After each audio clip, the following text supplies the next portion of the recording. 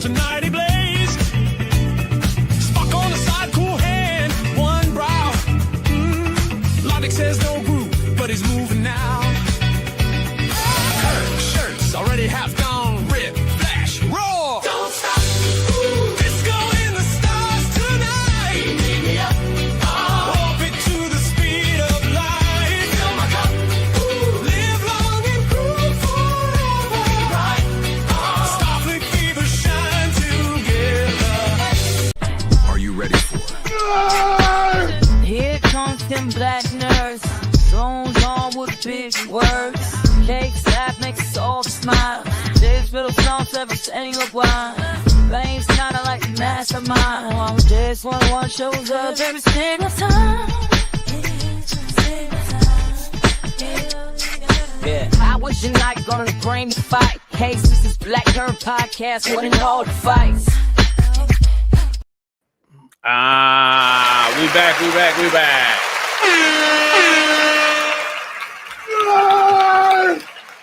All right.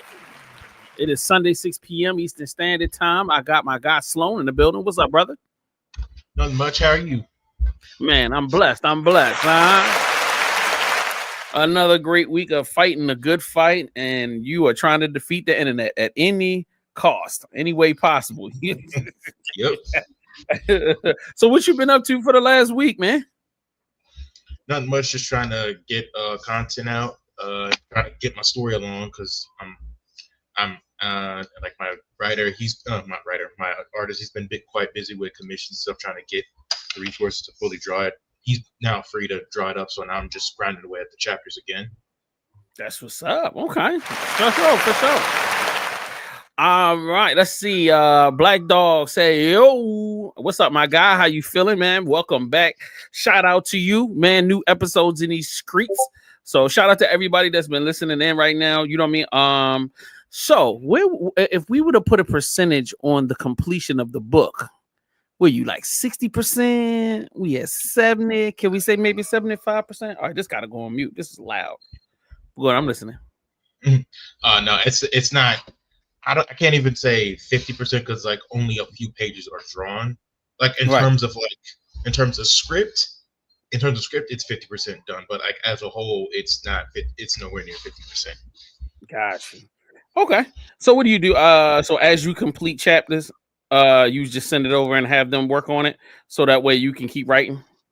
Yeah. Okay, that makes sense. I like that. I can't wait to see how everything turns out. Hey, man, I want to give a big shout out to everybody that's signed up on our Patreon, all of our squad. Shout out to everybody that's been tuning in every week. Everybody that's lit. Yo, we do have a special guest today. Like, it's not just Sloan and I. We also would like to send our love and support to the homie Jalen. You know what I'm saying? She had an accident, and you know, she's good. She's alive. She's at home and well with her family. But you know what I mean? Definitely was like, yo, you need to chill out, enjoy some free time. So Jalen gets you some Haagen-Dazs ice cream.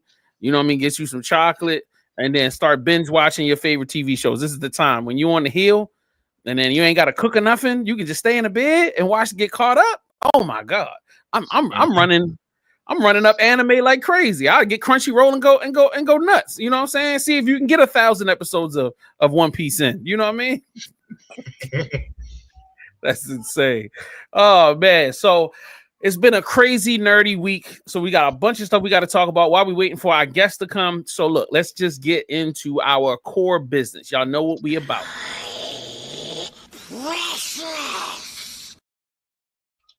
All right, so what we gonna do right now? So if you've never watched the show, The Precious is all about us showing you guys the cool things that are in our Amazon shopping carts or in any shopping cart, stuff that we just have to own. And let's start with my guy Sloan this week, because he's got some classic right here. What in the? That's what I'm talking about. Fantastic Four Doom. Since we just had a summer full of Fantastic Four advertisement and promotion, and of course the excitement of the rollout of Doom being the next big bad in the universe. Tell us why you chose this for your Precious this week. Well, I'm making my way through the 2099 titles. Going to start all the way back at the 90s.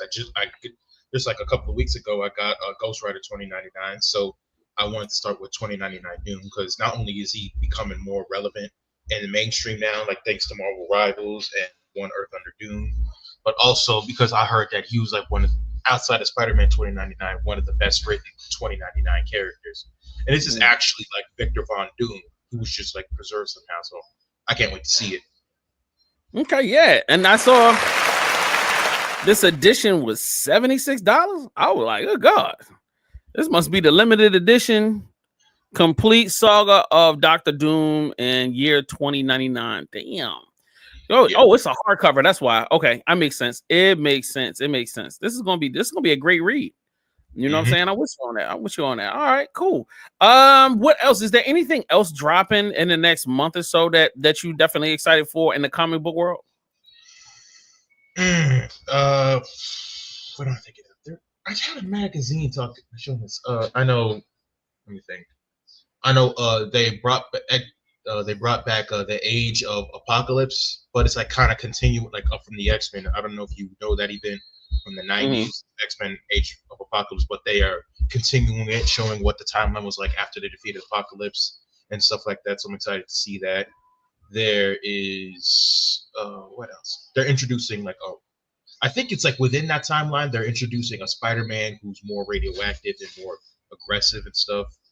Gotcha. They're starting a new Spider-Man Noir series. Can't wait to read that. Okay. And I think they're starting Planet She-Hulk, finished continuing along with the new Magic series and stuff like that. I can't remember anything else, but that's what I'm looking forward to. Okay, that's what's up. All right, let me move on to my precious. Now, this is all right. So these are called the 9-to-5 Warriors. A single man, not even as old as I am. He's a younger dude. He was like working an office job and used to doodle down all of these little creations that he made. So he ended up taking the idea and expanding it into a comic book and then eventually into these actual toys. You know what I mean? And not only is it, these are available on Amazon. They're a little pricey, but they're cool. But it's not a company. He didn't get no investment capital. This is a guy that came up with a design on his own and created these, just wanting to have, his own like kind of a unique toy. And all of the characters that are a part of it. This is not the only one, but there's a bunch of them. They're all based around office supplies. So this is like a big eraser. And then I think there's another one here. Where is it? You got Tech Sergeant. I mean, obviously that's a tape. That's a tape dispenser. Yeah. So I was like, man, this is super cool. He's been running these for a few years now. I recently reached out to him, so he's going to be a guest on our show in a few weeks. So, hey, man, when I found out these was on Amazon, I had to put it in my cart. Yo, I'm definitely going to be copping everything he's got going on. Shout out to him, and we appreciate him from coming on and supporting the show. Yeah. Because eventually we got to get, Sloan's blowing up, so we got to get in on merchandising early. So we trying to get the little Sloan action figures so that we can, we can get some money. You know what I mean? Got to use our celebrities for something. We got to get paid out here. Yeah. So anyway, let's move on to our next thing. We got to get into some gaming.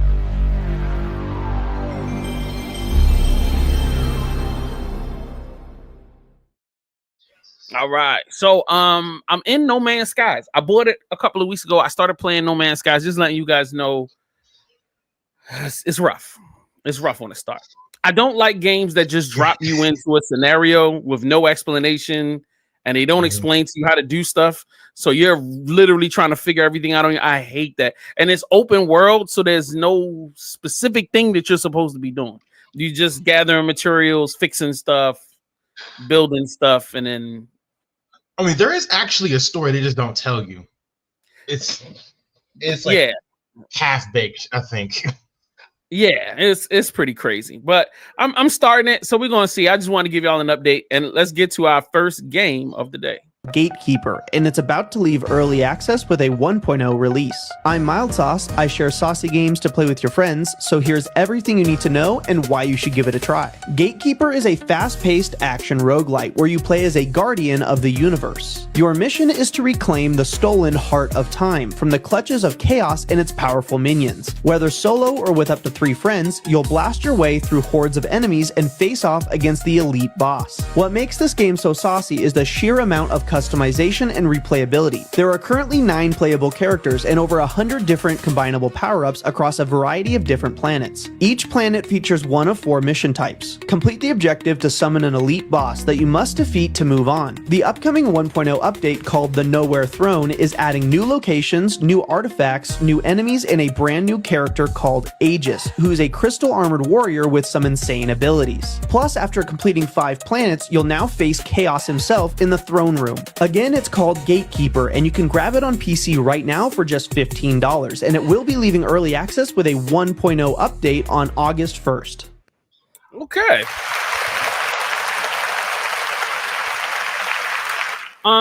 Okay, let me tell you what I like about it. I like that it seems kind of simple. I like that they're expanding the world even as they're rolling it out. I love that this has a specific purpose. Hey, you got to kill all of these things. The boss comes, you kill the next thing. I guess I just come from that generation. That's how most of our games were set up. I'm just not used to just being dropped into a universe and then you just figuring it out. You know what I'm saying? So this seems to be a little bit more. And I like the fact that you can play with other players. I mean, so like me, you, everybody can get together and we, I'm real big on group playing now. Well, that sounds crazy, but what did you think about it? What did you think about it? It's definitely my cup of tea. I love the aesthetic and I really like roguelikes. So I'm going to be excited to play it. Okay, cool. All right, let's check out our next one. Survival game to play, then this is the perfect one for you. One of the greatest survival games from PC is now on console and it's called Duckside. You and your friends live on a huge island together. The game has crafting, flying, base building, combat, and every feature that you love to see from good survival games. The gameplay is a mix of PvP and PvE where you must defend yourself from other players. A key feature is the advanced flight mechanics that allow you to engage in combat while flying in the air. You can play solo or team up with other ducks to survive together, and once again the game is called Duckside. The first DLC is free for all Xbox players and included with PlayStation Plus, and there's also a 2-hour free trial on Game Pass and PlayStation Plus Platinum. Okay. I wanted to add something lighthearted. It wasn't that super serious or dark. You know what I mean? It looks kind of fun. It's got the animals in it. A little something. I like to have a little balance. Give me something serious, but also give me something fun. Yeah. It don't seem to be making you excited. You're like, oh no, yeah.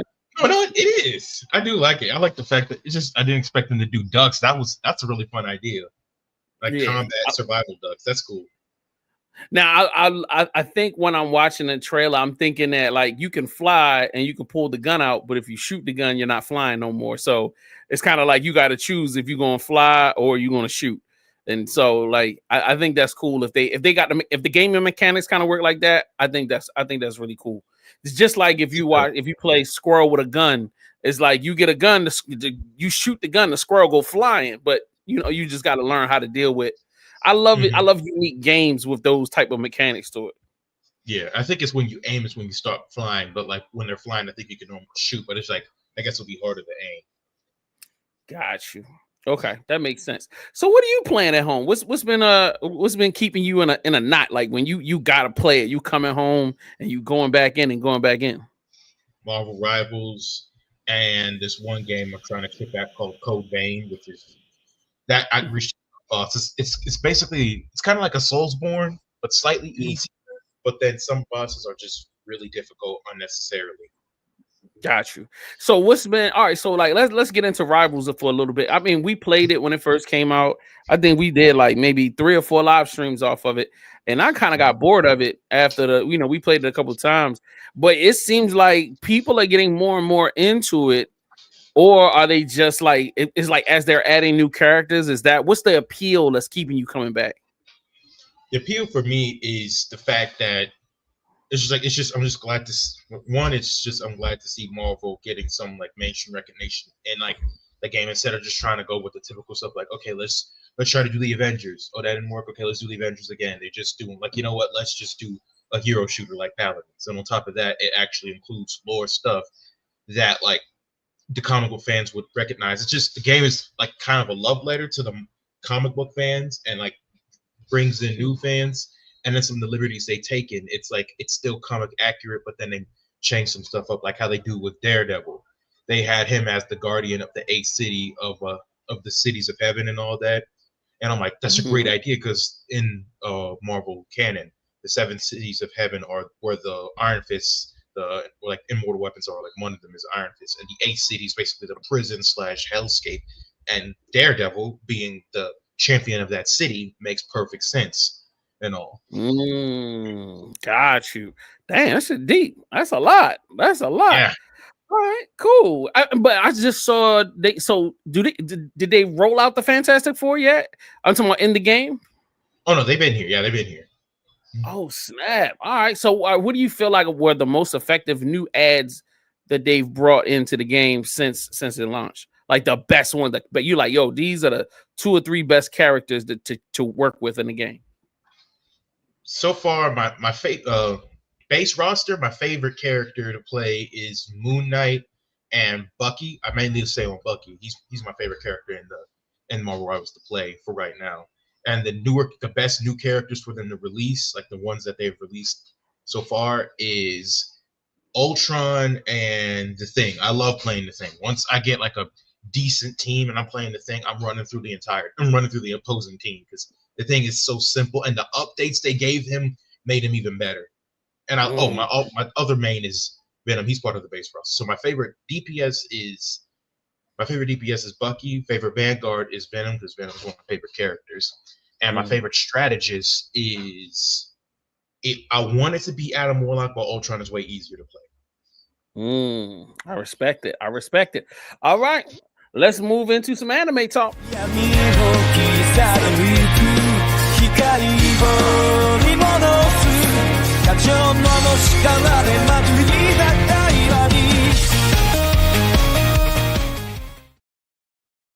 All right, you know what I mean? Fame may not be here tonight, but he sent in some work, so we got to watch it. Horizon first dropped back in 2013. It came out during an early boom of isekai anime, right alongside the world's most popular isekai, Sword Art Online. And on paper, it looked like a rival. Thousands of players get trapped in an MMORPG world and can't log out. But unlike SOA, Log Horizon wasn't about flashy duels or overpowered protagonists. Its hook was something far more unique, treating a video game world as real life. Our main character, Shiro, isn't a swordsman hero. He's a support mage and strategist. Instead of carrying battles himself, he wins through teamwork, planning, and politics. That's where Season 1 shines. Log Horizon builds its tension not just with fights, but through world building, economics, and community survival. When the players first arrive, chaos rules. They can't die permanently, but death leaves scars. One of its first and funniest issues is food tastes like cardboard. Others are strong guilds that exploit weaker players, and without laws or leadership, Akarabara becomes a lawless wasteland. This is where Shiro steps up. Using his brains instead of brute force, he pulls together allies, forms the guild Log Horizon, and literally changes the game. He discovers that food cooked by hand can taste real again, and that single discovery snowballs into a thriving economy, political negotiations, and the foundation of order. It's not a story about beating the game, it's a story about rebuilding society inside of it.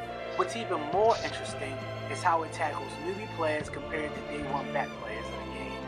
With thousands of players trapped in different servers around the world, players from Japan, China, America, and even...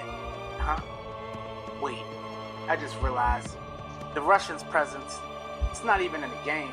Well, this anime dropped the ball.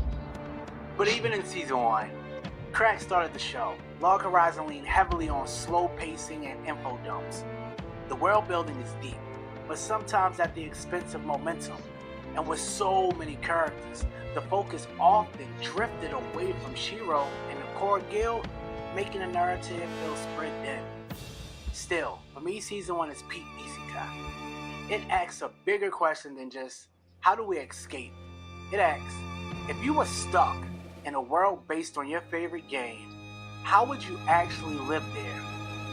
That fresh and thoughtful angle is what makes Log Horizon special.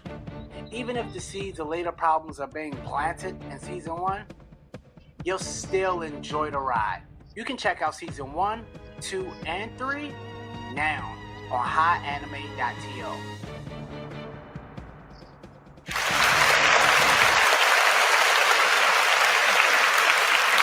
Thank you, Fame in the Box. We appreciate you. You know what I'm saying? Why he got the effect on his voice like that? He sounded like he was doing it in a closet. Like he ain't want nobody to know that he like anime. Come out the closet, bro. You know what I'm saying? I tell people you like anime. All right, we're gonna go to a couple commercials. We're gonna be right back. Don't go nowhere. This Black Nerd Podcast. What you talking about? Do you love pizza delivery drivers? How about a bad action movie hero?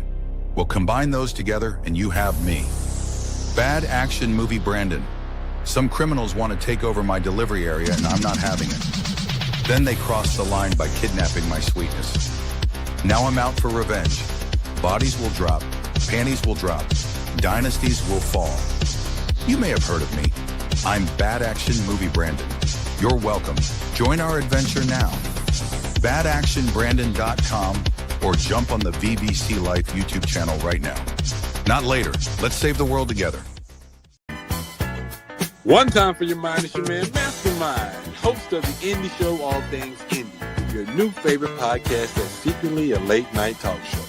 Join the movement every Tuesday at 8 p.m. Eastern Standard Time on vbclife.com.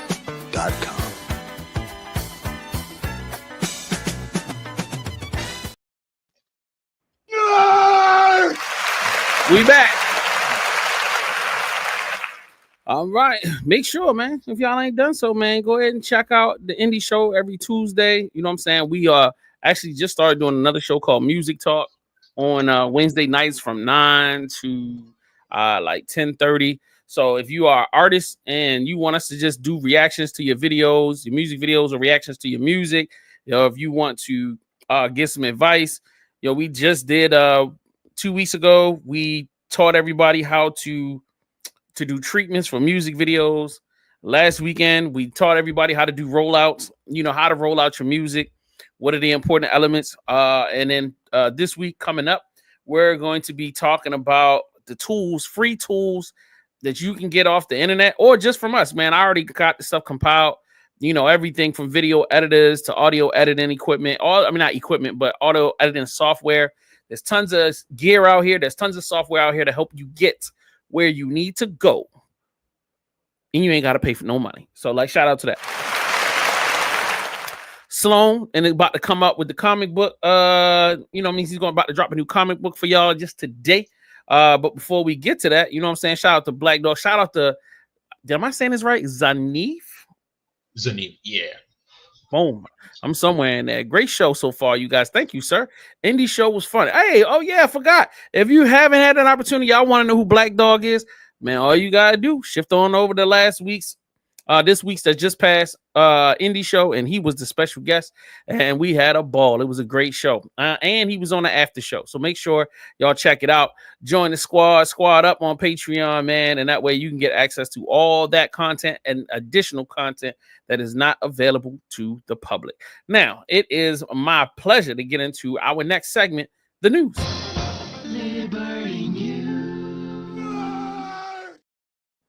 Yes, sir. I'm trying to talk about what's going on out in these Skrizneets. Yo, got a little history for everybody. This blew me away. I did not know any of this. So it's about Pinky and the Brain. I don't know. You remember Pinky and the Brain, Sloan? Yeah. Okay, good. This will work.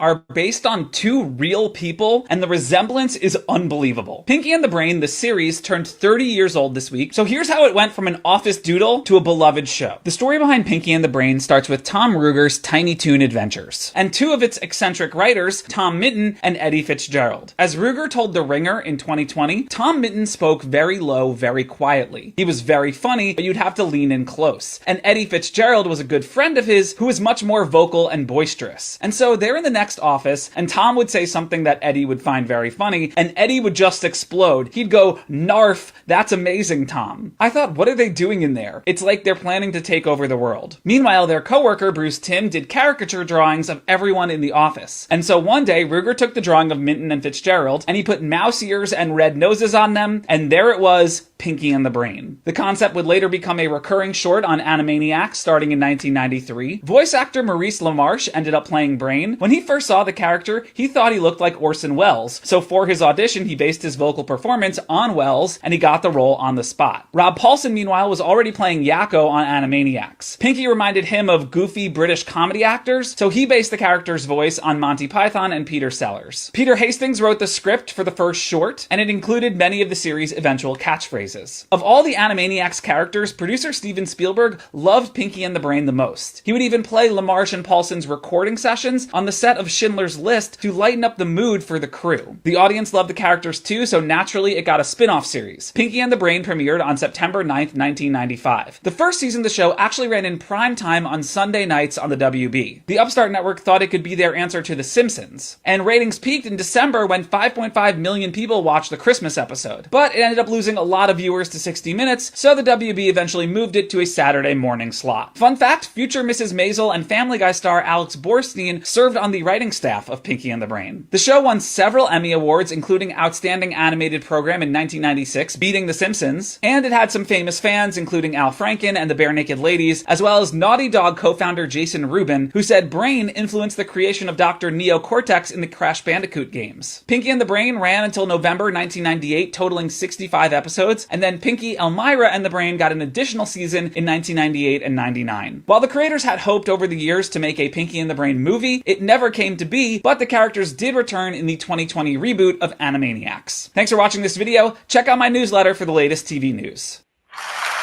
All right.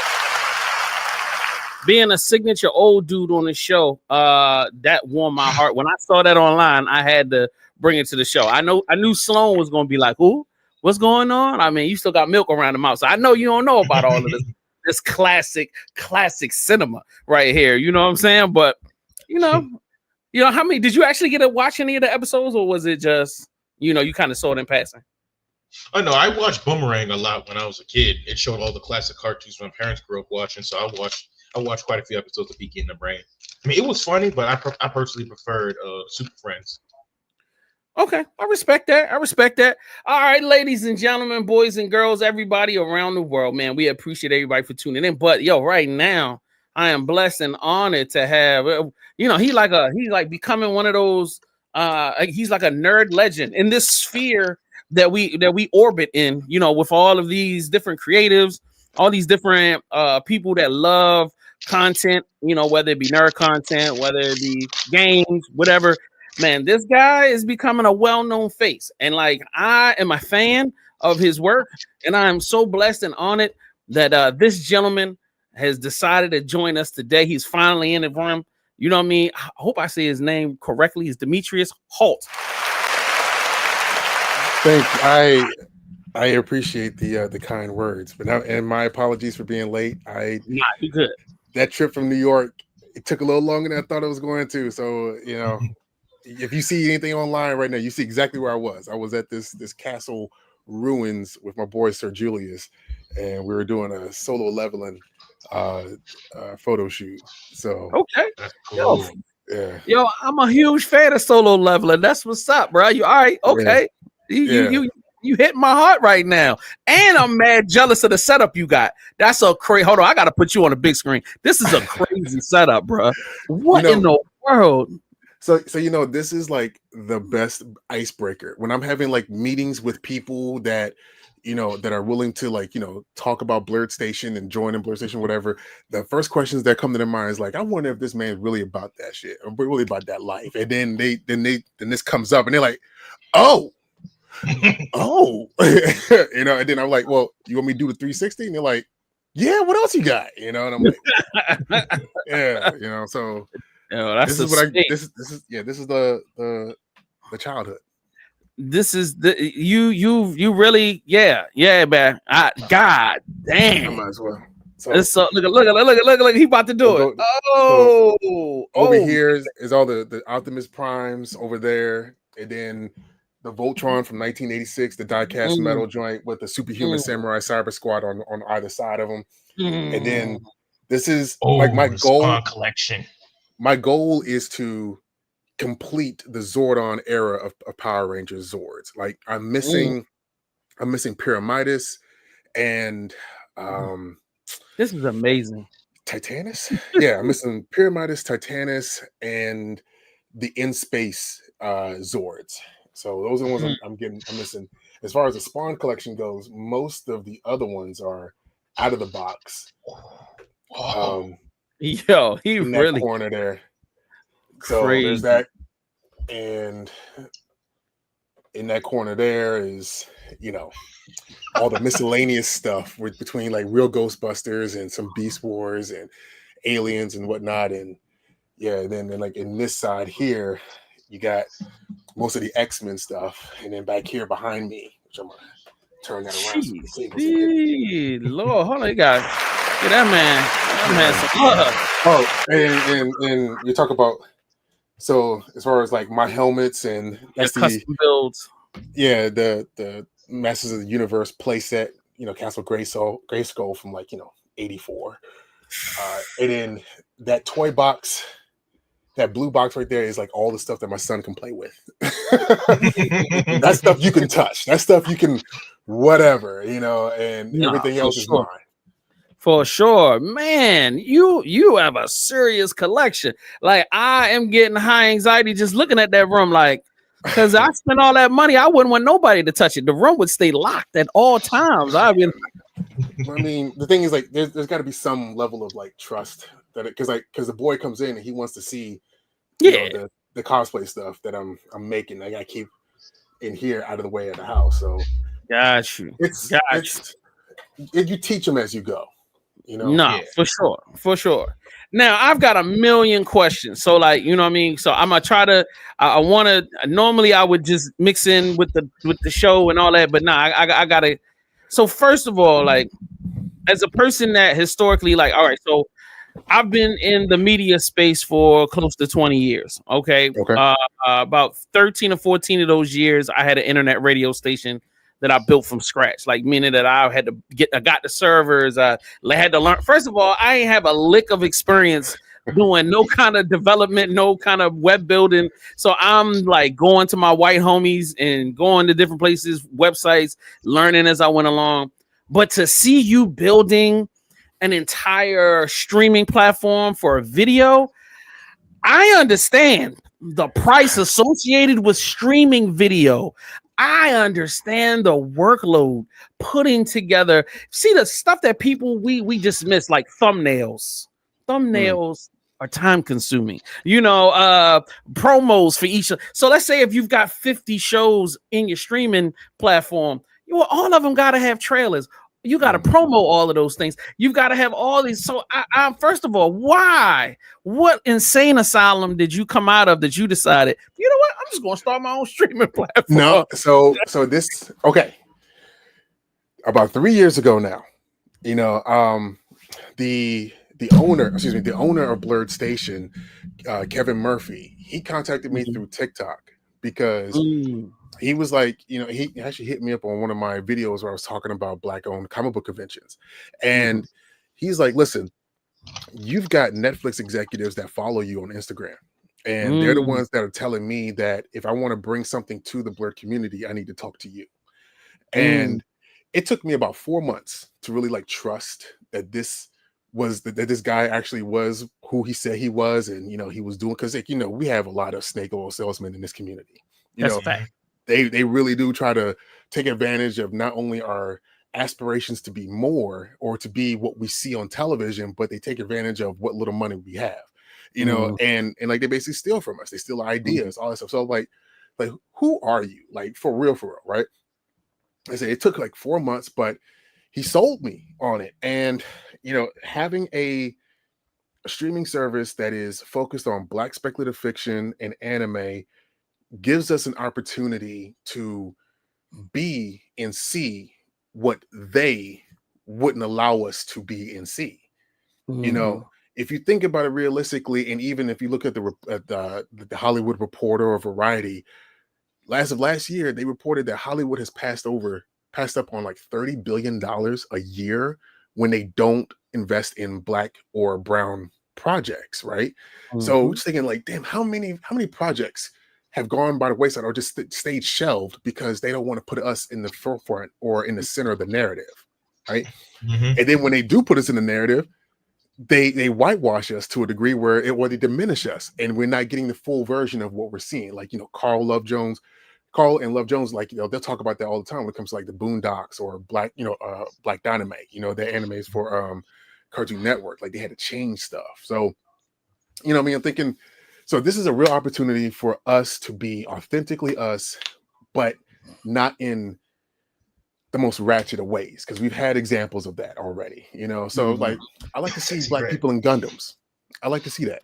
You know, I want to see stuff like that. So my ask in order to help him get this thing launched and thriving was that he and his executives set aside a good chunk of change so that Blurred and Powerful can launch its real initiative of being able to help Black-owned comic book conventions manage and share resources amongst each other, the same way these white conventions share. Like, you know, Fan Expo is ran by one company, and then you got New York Comic Con and Awesome Con ran by the same company, you know, because they share the agents, they share sponsors, you know what I mean? Like, so if Blurred and Powerful can solicit and have like field offices the same way that these other conventions do for the 35 Black-owned conventions in the country, that can help boost their notoriety and therefore bring them more to the forefront, and we can get these kids in front of these creatives to help them see what more they can be other than what they see down the street. I got you know what I mean? So, 1,000%. but see, I'm thinking about it. Like, if we're sitting here saying that we want to see more projects like Eyes of Wakanda, or, you know what I mean, like stuff like, you know, Ianu, then it needs to come from screenwriters, producers, directors, writers that are immersed in our own culture, as opposed to only knowing about Greek and Norse mythology. You know what I'm saying? So if we start educating the kids within our culture and having the spaces for them to see where they could go creatively, you know, then that's the path to changing our narrative. So if we focus on ourselves and center ourselves within our dollar, you know, our Black dollar, or our Blurred dollar, or our education, our culture, then we enrich ourselves in a way that they saw how we were able to do when we stopped going to Target. Word. Okay, so my next question is this. Like, I want to go back. So how did you first get engaged in the nerd community? Was this a childhood thing? Hey, you were surrounded by family, they were all in this type of thing, or were you kind of introduced it from an alien space? So my parents, well, not my dad so much. My dad is more into cars and collecting cars, whatever. My dad's only like real foray into the nerd community or into the nerdom or whatever was building the '89 Batmobile, you know, with me when it was just like a model kit.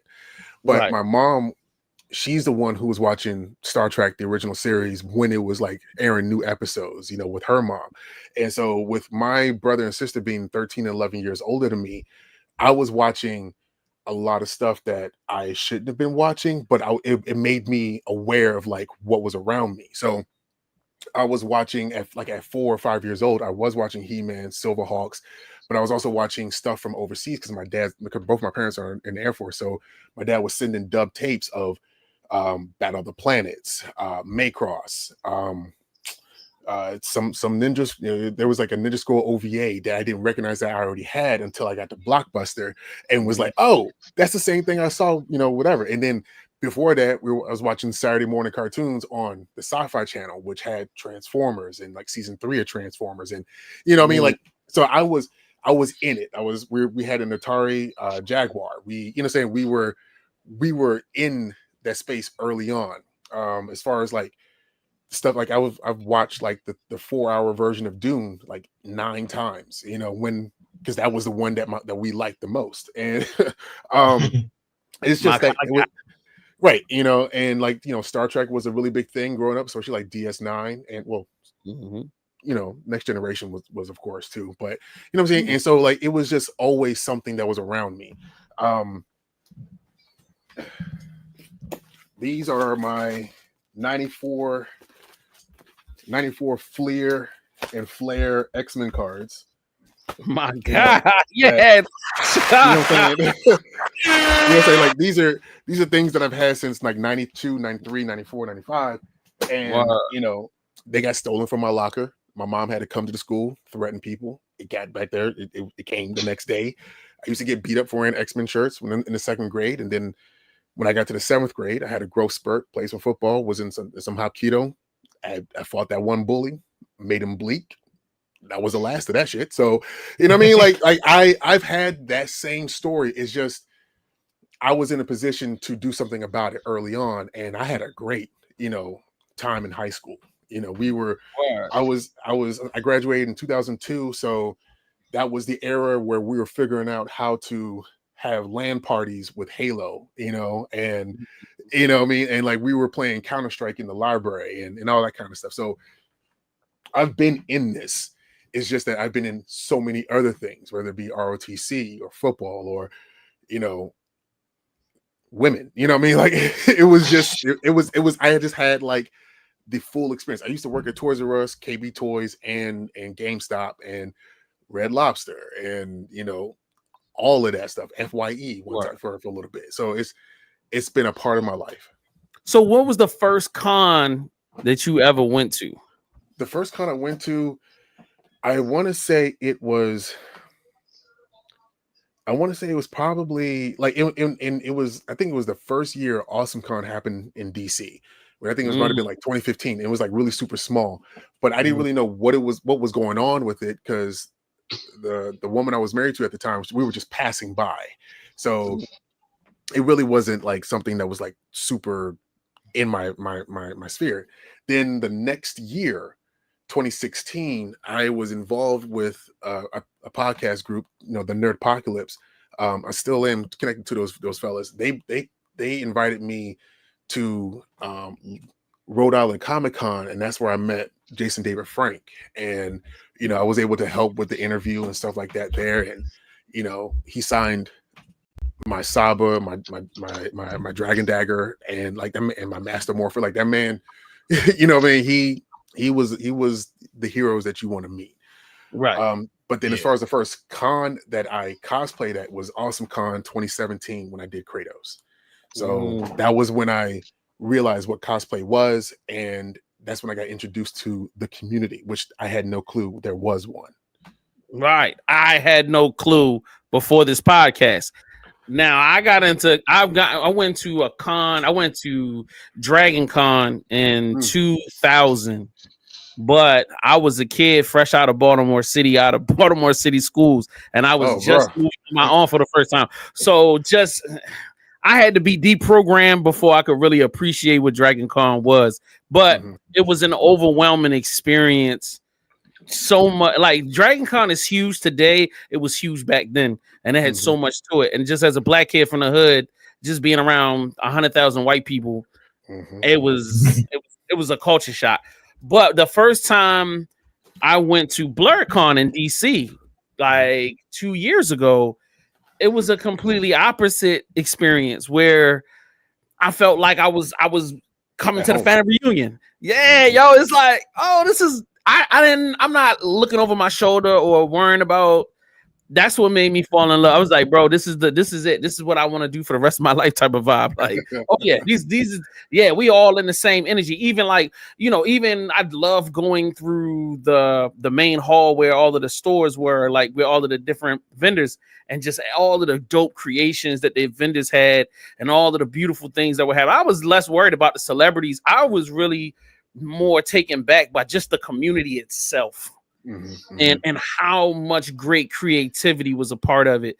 And then, like, of course, because I'm a business person, me immediately being angry, like, why isn't this company here and this company and this company? Like, these big corporations should be here, bro. Like, you know what I'm saying? And I'm like, it's so weird when you be like, yo, this is 10,000, 12,000 people. Y'all couldn't cough up 30 grand to do an activation up here, like a booth, or, Marvel should be here. Like, yo, DC should bring their Black division here. Like, why isn't the, you know what I'm saying? Get the. I can tell you that. I can tell you that.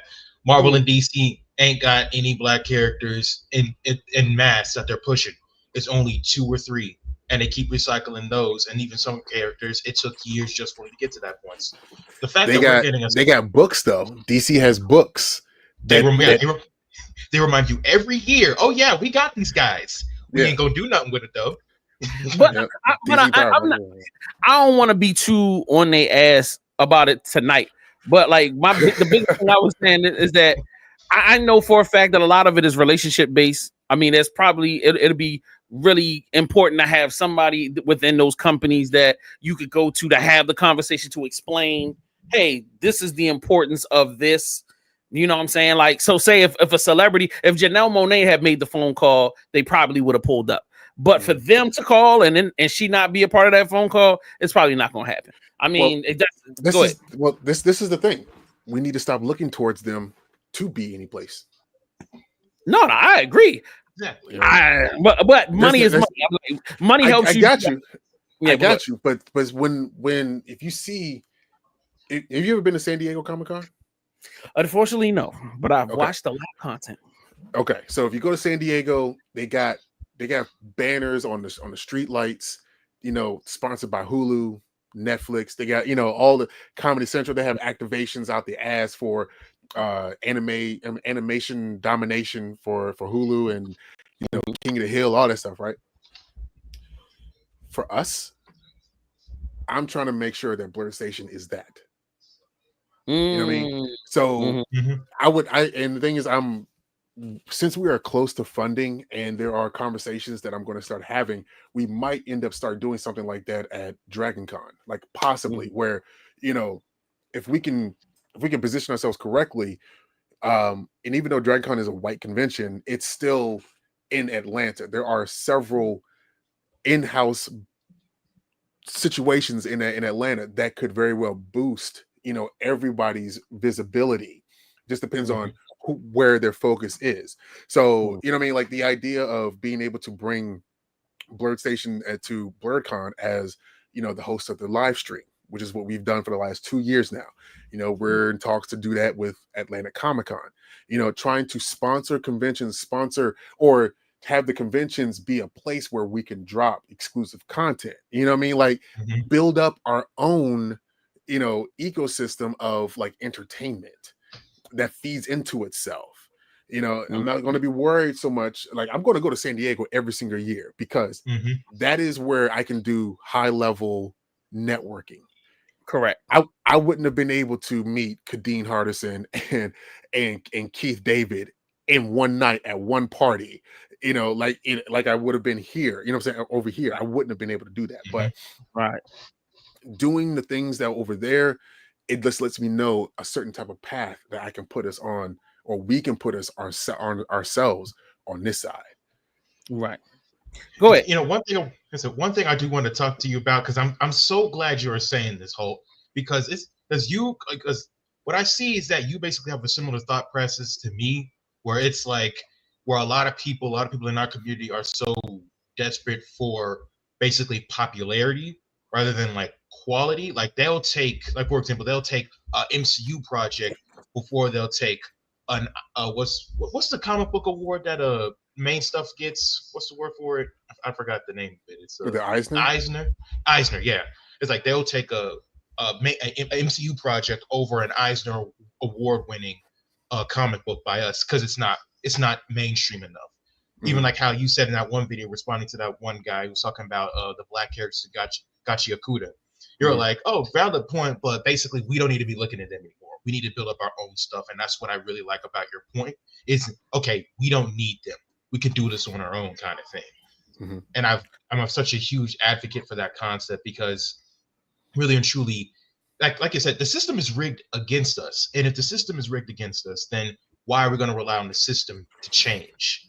Well, It's that's the thing. The old Hollywood is used to what the model is, no matter how detrimental it is to the talent. You know, because the first thing people will say as far as is like, you know, we got to trust these unions, you know, in Hollywood ever to take care of us. Or if you're not going to do a union-based project, then I'm not going to do it because I want to get that specific rate or whatever. So my question to the black talent who are union-based, I'm like, what has the union done to secure your, you know, financial security specifically as a black talent? Because from what I understand, let's say voice actors, black voice actors just started being able to read for characters that didn't have a deep voice in 2020. You know what I mean? So that microaggression, that inherent racism, that you all can only do something that Piccolo would do. You know what I mean? Like that's the kind of that stuff that we're stuck in. So why not just create it all on our own? The foundation of what it, because like, okay, case in point, voice actors. We kind of stumbled upon not a landmine, but something that could very well help everybody.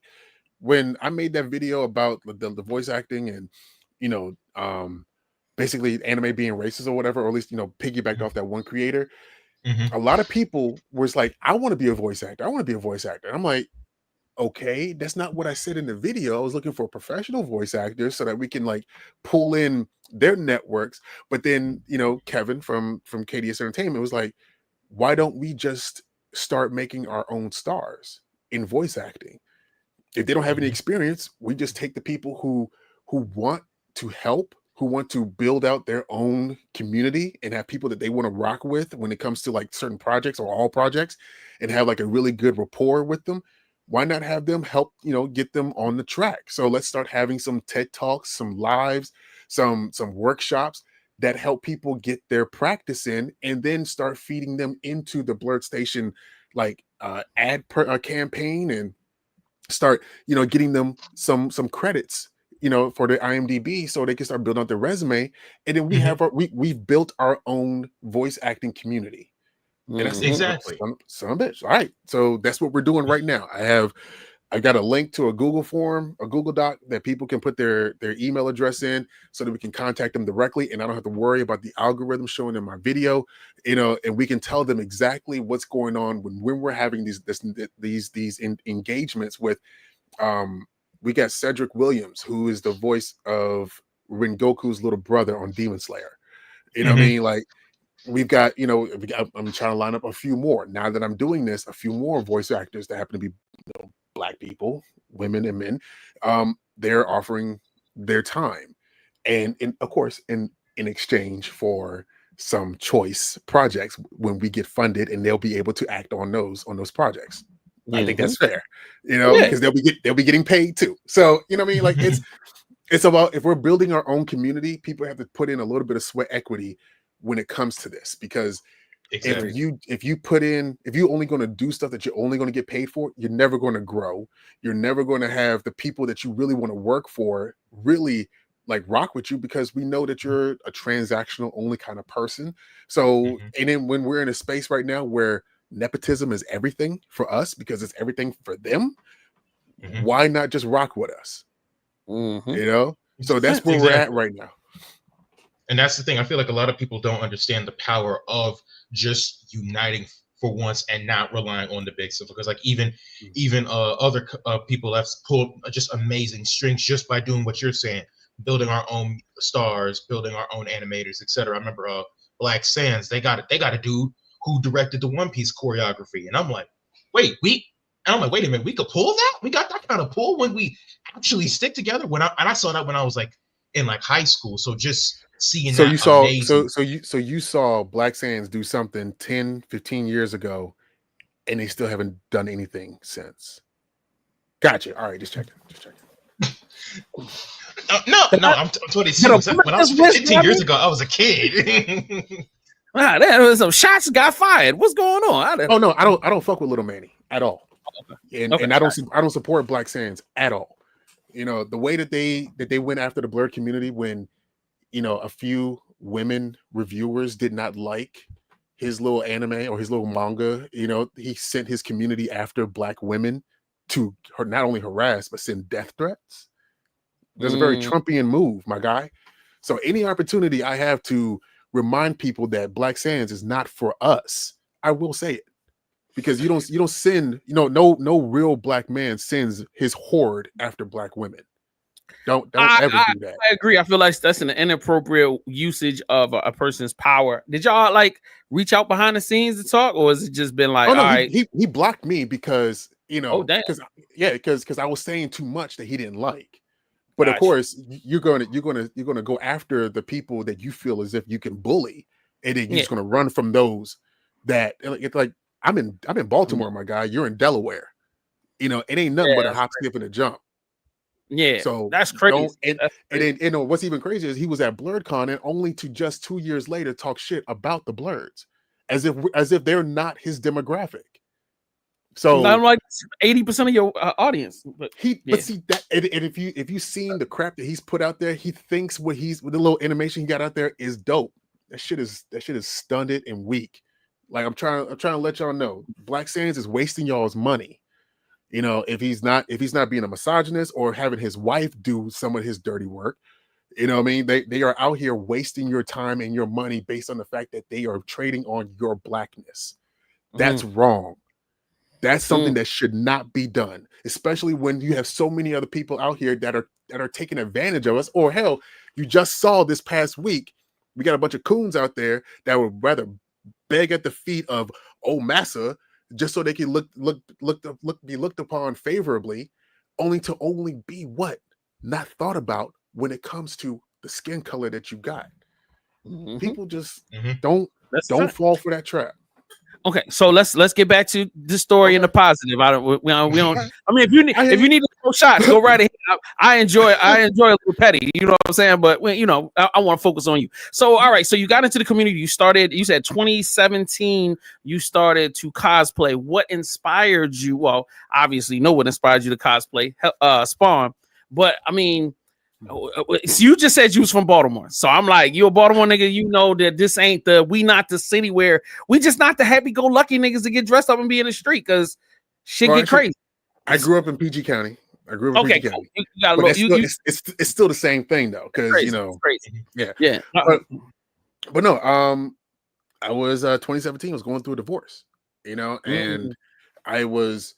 You know, my ex-wife and I, we used to compete in NPC bodybuilding competitions, and that was the last summer that I competed. And you know, the support system for that is like kind of unique.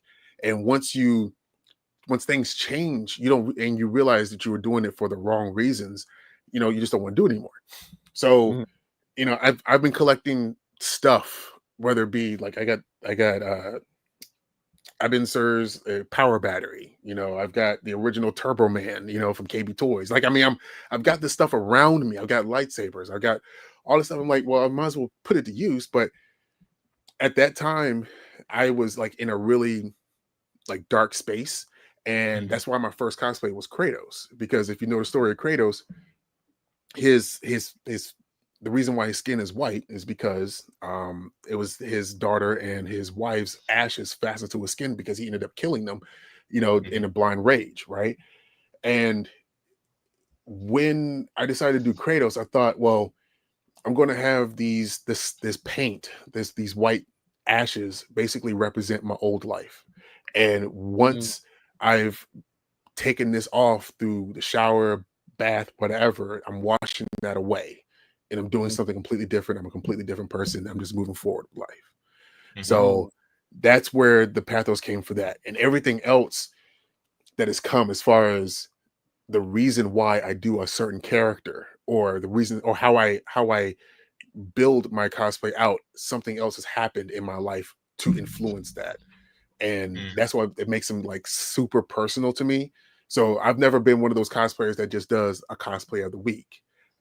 It's always taking me like 6 months to, at the most, to put something together, and they are very deeply personal to me for specific reasons, each and every single one of them. Got you. Oh yeah, I love that. I love that. All right, so once you got into cosplay, obviously, you know, I feel like in a space like a black conference, or even just any nerd conference, you start cosplaying and you get the love that you receive, it could be a little bit addictive. So, you know what I'm saying? And you could, you know, enjoy it. So what ends up being the next step, how we start getting into like Blurred Station, and then now from just being a person that's cosplaying to now being being a business in a space, or even being, I can't remember the word, but being a philanthropist in the kind of way that you're being, you know what I mean? Like, how did you take that leap?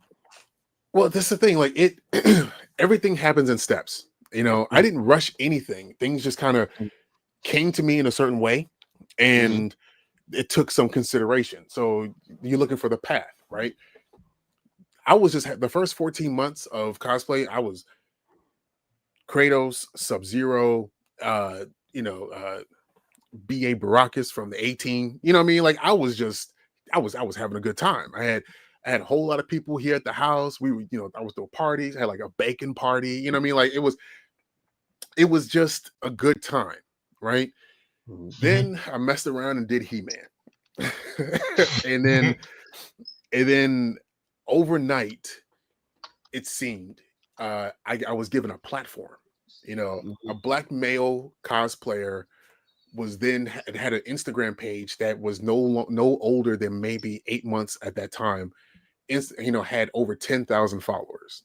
And at that time, that was a big deal, because if you weren't a woman and if you didn't look a certain way, you didn't get like a whole lot of traction. Correct. So I had a friend at the time who asked me, he's like, well, you got all these people following, what are you going to do with it? Like, what's your platform? What's your message? And that's when I started thinking about, the proliferation of minorities within mainstream media, because seeing the success of Black Panther, we were able to see how, for the first time in a very long time, and not even in a comical or parody way, the regalness of what it's like to be Black. And we showed up and showed out. The movie theaters, like I have a Black Panther cosplay, but I just don't wear it anymore because I had to retire it, because the last time I wore it, I tore my patellar tendon. I was fighting Spider-Man. You know what I mean? Like I was doing too much, and it just had bad omens to it. But you could see how much it meant to all of us to be seen with, seriously as royalty. And I was like, I've got in the last time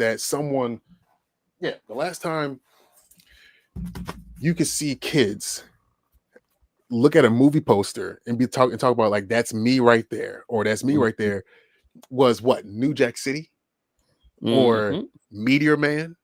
You know what I mean? Like Blade. You rated R movie though. Yeah, true. And so that's the problem. That's the problem. They either see us as hood, gangsters, pimps, killers, but never royalty, unless it's like an Eddie Murphy movie. So which is still was that rated R? That was still rated R. Yes, it was. What? Yeah, Coming to America was rated R, and so was Harlem Nights. Harlem Nights. Oh no, that was definitely rated R. And even now in the MCU, they still limit how we're shown, because I don't know who's doing. I don't know if it's the executives or Ryan Coogler, because I remember I've had this talk with my friends before. Even if we look at like the comic books compared to the books to the MCU, we're still not shown as much as we could be, even in comparison to the MCU. Like right now in the MCU, you can see white people's gods everywhere, but us, where are we, kind of thing. So even then, even though it's a win, like even with Black Panther, it's like we're making progress, and that's why I feel like the first Black Panther movie was definitely important. It's like I hope to see more of it and all that. And I'm just agreeing with your point of like how important it is to see ourselves in that light in a serious way that isn't in any kind of stereotypes and stuff like that. So I agree. So how we characterize all that is that they've been giving us crumbs for years. You know, you can say Castlevania Nocturne, you can say Supercell, you can say, you know, these spatterings, these little sprinkles of crumbs. We're getting croutons now, where, you know, we're seeing Eyes of Wakanda and Sinners. You know what I mean? Like that, like we're it seems like it feels like we're eating pretty good, right? You got Reloaded, you got games that represent us pretty well now, right? Yeah. But yet Blurred Station is trying to give you a full meal. Exactly. You know, instead of you waiting to get your rations, we're just like, hey baby, we got a feast. Yeah. You know, like this whole Gachi Akuda situation, people losing their minds over 3 characters.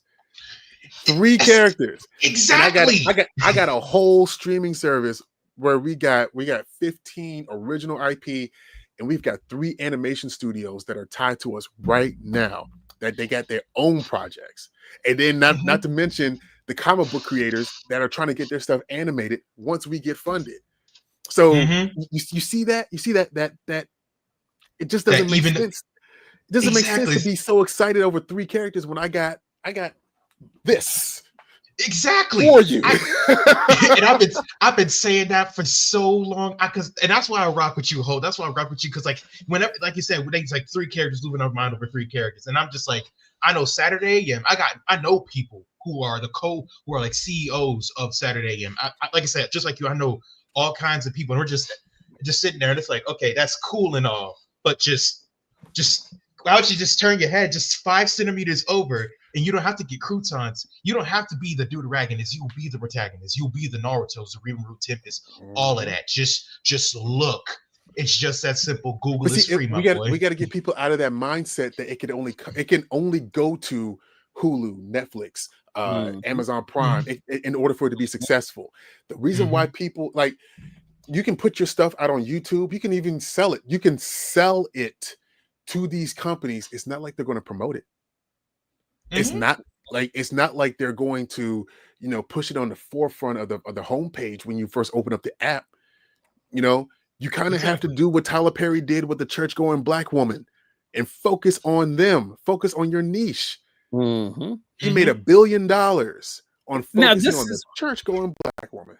I think the thing that the church has for it, and I don't want to go down that rabbit hole, but I have to say it becomes easier for me as a church artist to exploit the church community because it's tight knit and they're always there and they're already trained to invest. You know what I'm saying? A church going person is already trained to donate to the church, to donate to another person in the church. So when you come along with your CD or your book or your movie, they're first initially like, oh shoot, let me support you. So you don't think the Blurs are that way? I feel like the Blur community is still new. Number one, meaning becoming organized. Figuring out how to interconnect things, how to regulate itself and manage itself. I think it is new in that way. Number one. Number two, I feel like the people that are at the top have not done the best job in interconnecting and connecting the dots like they should. But I admit that it's still a growing community. So they're probably just so focused on, I'm trying to keep this ship together. Believe me, as I have my businesses, it's always hard to keep the ship together, but try to keep the ship together and connect these different people and network and bring these new people. It's a lot. So that goes back to my whole argument of why I was so talking about money, because money gives you the space so you can do other stuff. But I'm not trying to argue you guys' point. Yes, Sloan. Yes, go. I'm saying, just to add onto your point about the communities and like the whole not as tight knit as they could be. I did a video while it was a skit and meant to be funny. It was actually kind of a critique. That's why, like, for me, when it comes to the term blurred, I have like kind of split off what it means to be like a blurred versus just a Black nerd. Like for me, I'm a Black nerd. I like stories And then secondary is like, okay, I want representation too. But there are a lot of blurs within it, because not all of them, because some of them are similar to Black Nerds in the sense of we want quality stories first and then make them diverse, make it well kind of thing. A lot of blurs who are basically, because I used to be one of them. I was a kid looking up to these big content creators, and a lot of them didn't really push forth like looking for these stories. They just pushed, oh, look how bad we're treated kind of thing, this, that, and the other. But the moment I actually took a second to look as a middle schooler, I'm like, wait a minute, there's like 10, 20, 30 other stories that you're not even talking about. I've seen people change other people's lives in one single video. Single video. They could do that for any of these small timer comic book stuff. And that's why it's like a lot of them are programmed to kind of, for lack of a better phrase, feed off the negativity we receive as Black people in this community, rather than looking to like, hey, yo, I'm trying to eat. Here's this meal kind of thing. You know what I mean? Like it doesn't take long for like a white person to find a fresh new comic book. They'll share that to each other like nobody's business. But when it comes to us, like on the Black nerd side, like my side, we do that all the time. I don't have to look far because I'm tight knit with people who's like, listen, I want to eat, you eat too kind of thing. Rather than feeding on the negativity, rather than smelling the flowers, aka look into stuff like Blurred, like your network, Mr. Holt, and all that. And that's why, again, that's why I appreciate you so much, because you're the person who wants to smell the flowers and lift each other up with full meals instead of crumbs here and there. Word. I think that's the difference between the old regime and the new regime. The new regime, this new community, people that are, I don't know how old Mr. Holt is. However, my old ass, you know what I'm saying? Like there are a lot of curmudgeons from my generation that are just need to stay out of the way, or just continue to be fans and let the people that are really trying to do the work to build a genuine community that everybody, like you said, everybody can flourish in. You have to do that. You know what I mean? But it's not easy. I can tell you, I don't know Holt. We've only had a few conversations about BlurCon that just passed, and that was helping him out with something. But I can tell you, I can write down half his problems right now, even though he's doing visual and I'm doing a podcast, bro. Because man, trying to be Black and build a business, especially when you're not, you can't call on your homie to come lend you a cool $500,000. Hey, throw me 2.5 real quick, Brody, so I can get this done. And then let me call my uncle who works at Warner Brothers and see if we can license out. When you can't do that, it's a freaking struggle. It's a slog. Well, that's why you do what you can with what you got. Right, because they say the best food is made with the ingredients that you already got in the kitchen. You got that right. So listen. So let me go back to the original point. As far as like the story, whereas trying to make sure that the proliferation of minorities of mainstream media being my platform, that meant highlighting companies like Black Heroes Matter. I got in tight with Jason, or his name is Jason Wise now, but it's Urias. He owns Black Heroes Matter, and like he and we've been rocking for years. I've got nothing but I got like a whole drawer full of shirts from him that I take pictures in and all that stuff, and make sure I tell people to go, support him and whatnot. And now he's out here making comic books with like Jason Wise, with Stranger Comics and whatnot. And going from that to then in 2019. Going to San Diego Comic-Con and experiencing the Blurred and Bougie party, that was hosted by the WB. So that meant I met the Legends of Tomorrow. I met the entire Black Lightning cast. I met, I met the Flash cast. I am around so much Blackness in San Diego Comic-Con. Like I never wanted to let go of that feeling. Like it's one thing to be at BlurredCon, and that felt great, but at San Diego, one of the biggest stages for our community. When I say our community, I'm talking about like just the nerd community in general. It was like Mecca out there, right? So I got in cool with the people who organized that because I wanted to support them. And then I got friends like Jason Richardson, who owns J1 Con out of New Jersey, and he's telling me he and his wife got to pull out their life savings every single year to fund their convention. I'm thinking that's crap. Like we have nerds that go to these conventions on an annual basis. They plan their lives around these conventions because that's what they're into. So it means that they're consistent customers. Why can't they support the thing that they go to on a more than just a badge, basis. Mhm. And then that's between the two situations. That's how I came up with Blurred and Powerful, and then being able to boost the morale of Black nerds that get bullied online because, you know, when we were like in lockdown for the pandemic, all you saw was a bunch of Black creators either being, having racist comments being, said to them, or having their stuff stolen as far as like their ideas, and then, white creators get boosted up because they stole something, Black or whatever. We were kind of like spiraling a little bit. So that's why, my brand was kind of kind of like a helping thing to have like a symbol of unity, because that's what the Black Fist is. It's a symbol of unity, and that's why it's available for anybody to use. As far as like, copyright, it's just a matter of like how you use it. And that's how I came up with Blurred and Powerful.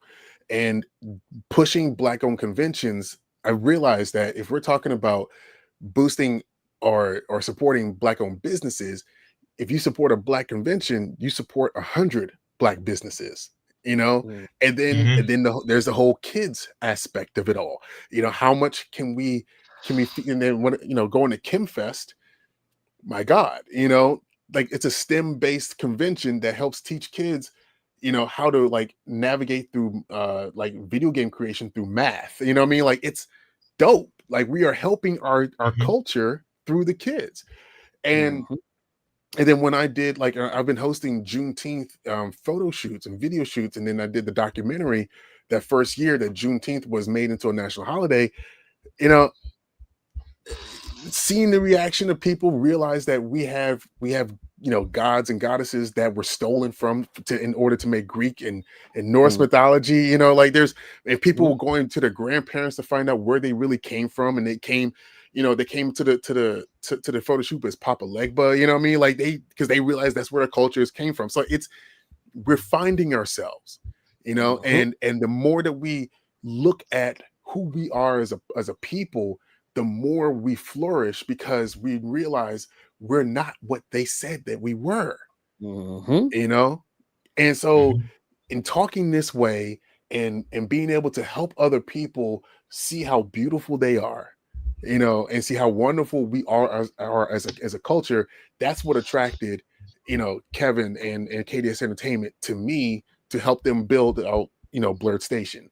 And since then, these last 3 years, like I've been going to San Diego talking about it. First year, just been talking about it, people, and like, this is something we got going on. Oh, okay. You got anything to show me? I don't, but I'm gonna get there. Then the next year I had a beta. Beta started changing things.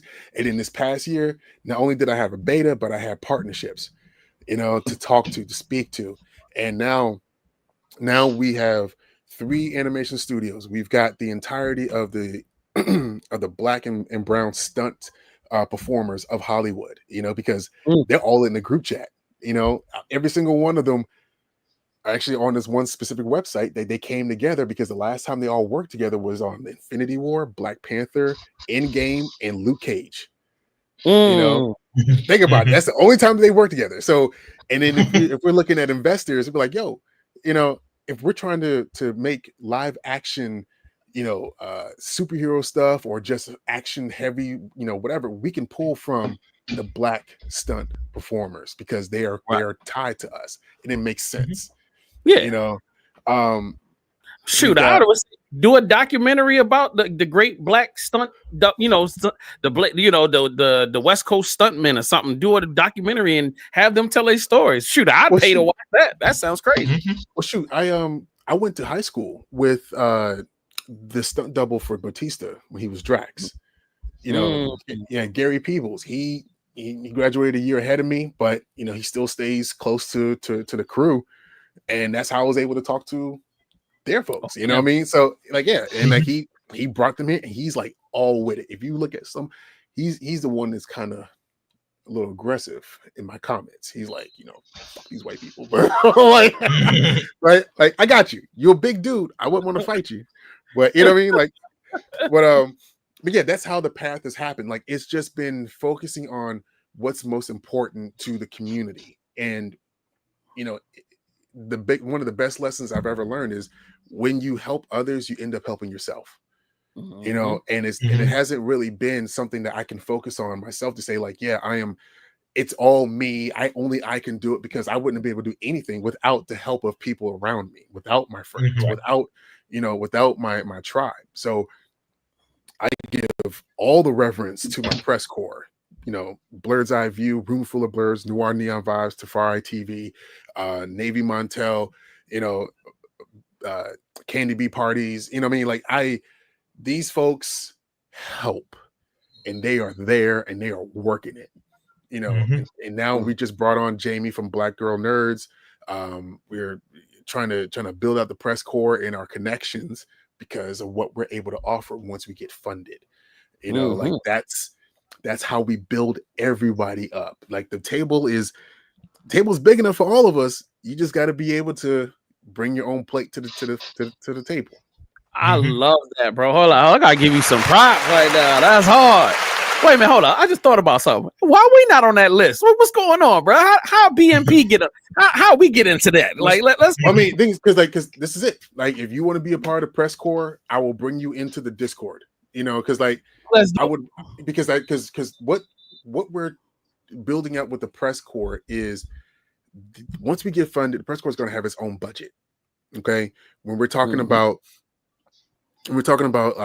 red carpet events, we're talking about panels at conventions, you know, talking about moderators, talking about exclusive interviews, you know, like being able to fly to not only conventions but sets in order to cover this stuff for us. That's what our press corps is for, you know. And like right now we've got a crap ton of people for people to interview and talk to right now, that, and like, you know, between Josh Bullock from Monarch Comics and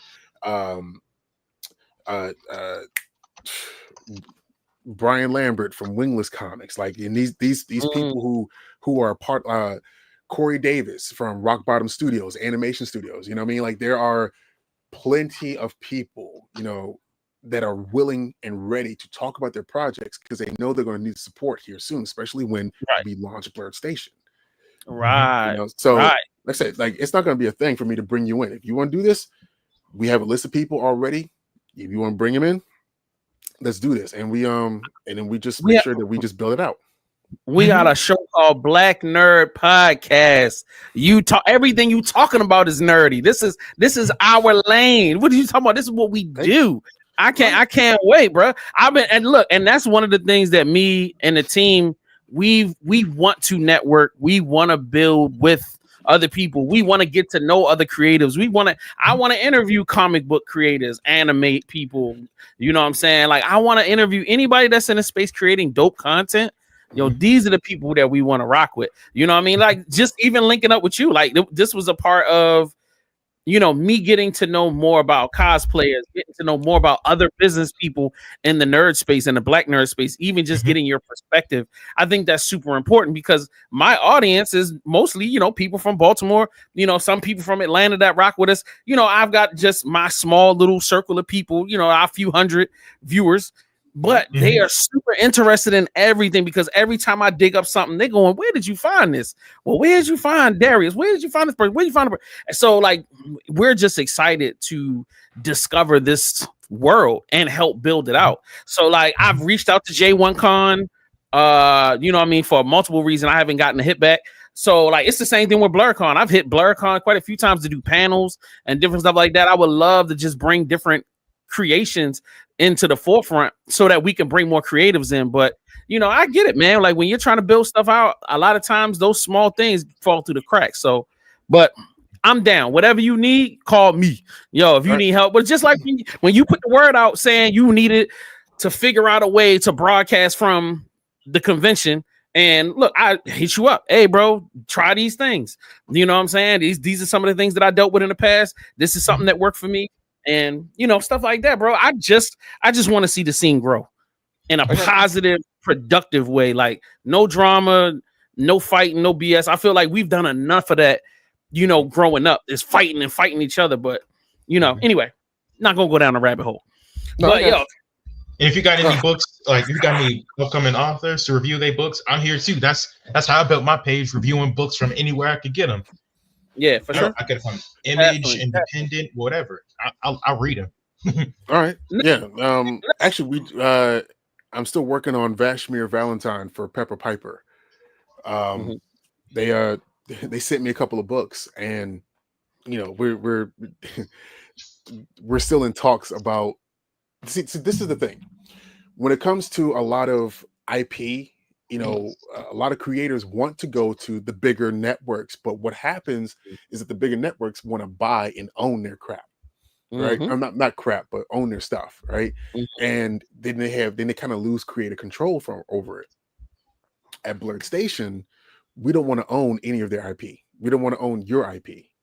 We want to license it from you so that we would basically be paying you for it to be on the service, because we feel like that's good business.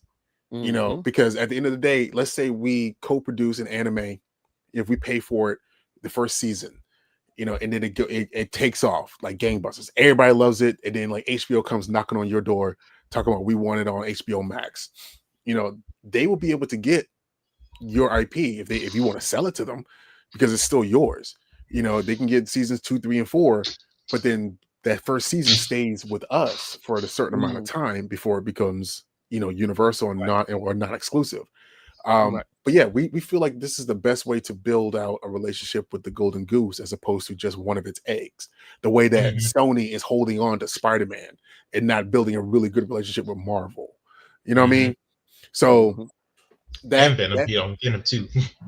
I mean, when you say Spider-Man, you talk about all the Spider-Man characters. That's Yeah. what I'm talking about there. So Oh, that's it. yeah, but when since we're talking to people about that, that's something that's not heard of in Hollywood, Mhm. and we're being looked at as something viable. Once we launch, we're going to be something special to a lot of Black creatives out there, because they want to keep ownership of their babies. Mhm. So we Respect. are, yeah, like we're trying to make sure that we protect their IP by not owning it, you know Mhm. and therefore Yep. if Yeah. we And protect, yeah, go ahead. you don't want to stand between niggas getting checks. That's it. You know what I mean? No. Because like, hey, and I respect that. Like, hey, look, we gonna help you build it up, but hey, when it's time for you to cash out, you know what I mean? Go ahead and do what you got to do. Because like, Right. you can literally certain deals, you can stand between somebody getting to that next stage.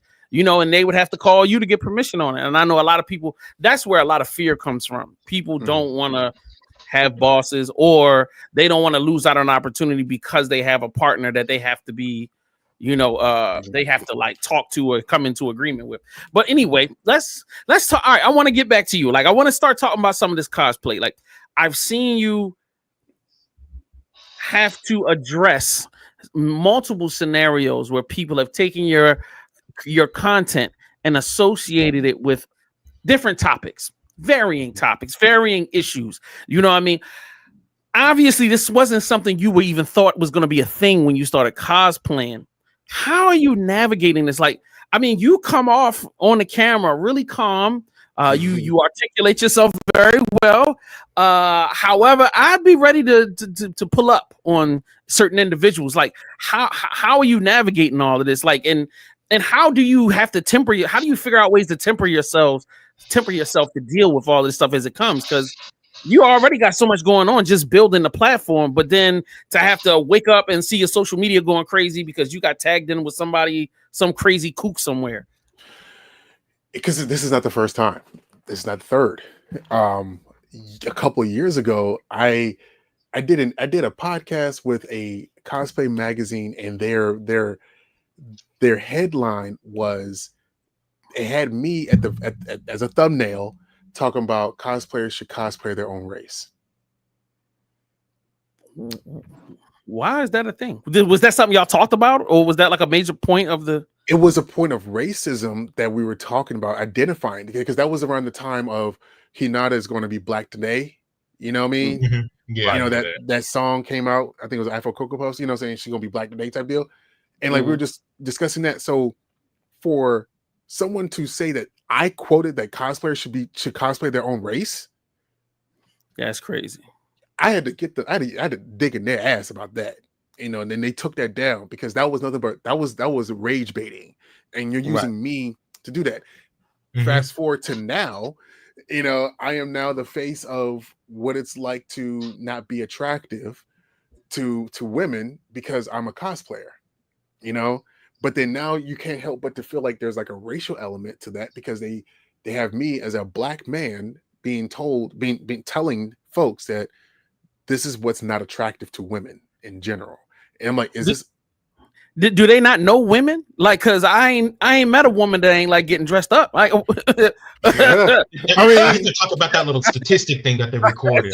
There's like some kind of survey thing. I asked have they met any real women? I'm sorry, let's not say met. Have you slept with a real woman? Have you dated and been, buying a room by yourself with y'all naked? Like, have y'all ever? Because if you know women love a little, you know what I mean? A little outfit, a little dress up, little swapping, a little. Go ahead. I'm sorry. That was bothersome. But then there was another creator who does this thing where she puts people on whiteboards and she makes like different combinations and like this one thing she did was she basically said the black nerd that happens to be athletic, is we're basically the black Saiyans. And at the end of the day, watch what you say to us because we will commit domestic violence against you because we're so into the characters that if you talk to us in a certain way, we go put on some red contacts and then come in and DV them. Like, come on, crazy. Black woman, like, and she didn't even. She did it so effortlessly that she thought the shit was funny, and like there's at the end of the day, to answer your question, I have a really good support system. I've got group chats, I got people that I crash out to behind the scenes, and then once we get through that phase, then we start talking about, the response, if there needs to be one, and then if there's a response, how can we flip it to make sure that everyone looks good? Because there's a lot of people that are tied to me. So if I am out here cutting the fool, and people who are tied to me kind of have to explain why I'm this way or whatever, that doesn't really serve the purpose of anything that we're doing. Right. Mm-hmm. So as a 41-year-old man, I need to be better than what I would have done when I was 21. I hear that. Talk to him, player. Talk to him. So, man out here, grown man. And then not to mention, I got a 6-year-old that's looking at everything that I'm doing. Wow. So I've got to set a certain type of like standard, an example, not for other people, but just for myself and the people who are close to me, because they trust me to be this face out here talking to folks. That's why I'm going to be adamant about anything that's got to deal with, folks that happen to be of the marginalized demographics, because I have people within my ranks that are the marginalized demographics. Mm-hmm. So, you attack Black women, you attack, the LGBTQI plus community. I am going to go after you. So that's why I have a problem with certain people within our community, because they act like them. So go ahead. My next question, real quick, I was going to ask, all right, like, so the young lady that made the video with the whiteboard, did you guys ever have a dialogue after you? No. Before, no. After? So she never even apologized or say, "Yo, my bad, yo, I was just playing," or none of that. I never reached out to her because it didn't. Because it whenever someone makes something like that, it took time, and they were purposeful, they were intentional in doing that, and for them to have that kind of sense of humor, it wouldn't have made sense. And then honestly, I feel like if I had approached her, it would have got turned into something different. It would have been spun in a way where I would be looking like the aggressor. Because the way that I speak isn't always going to be the most cordial. I might when I talk about things passionately, I come across as an 11, even though in my mind I'm at a 4. So the way people receive me could very well be, different than what was intended. So I would rather just I address it, people can say what they want, but they say I didn't go after her. I didn't say that she was this, that, and the third. It's like this was a problem. This shouldn't happen again. You know what I mean?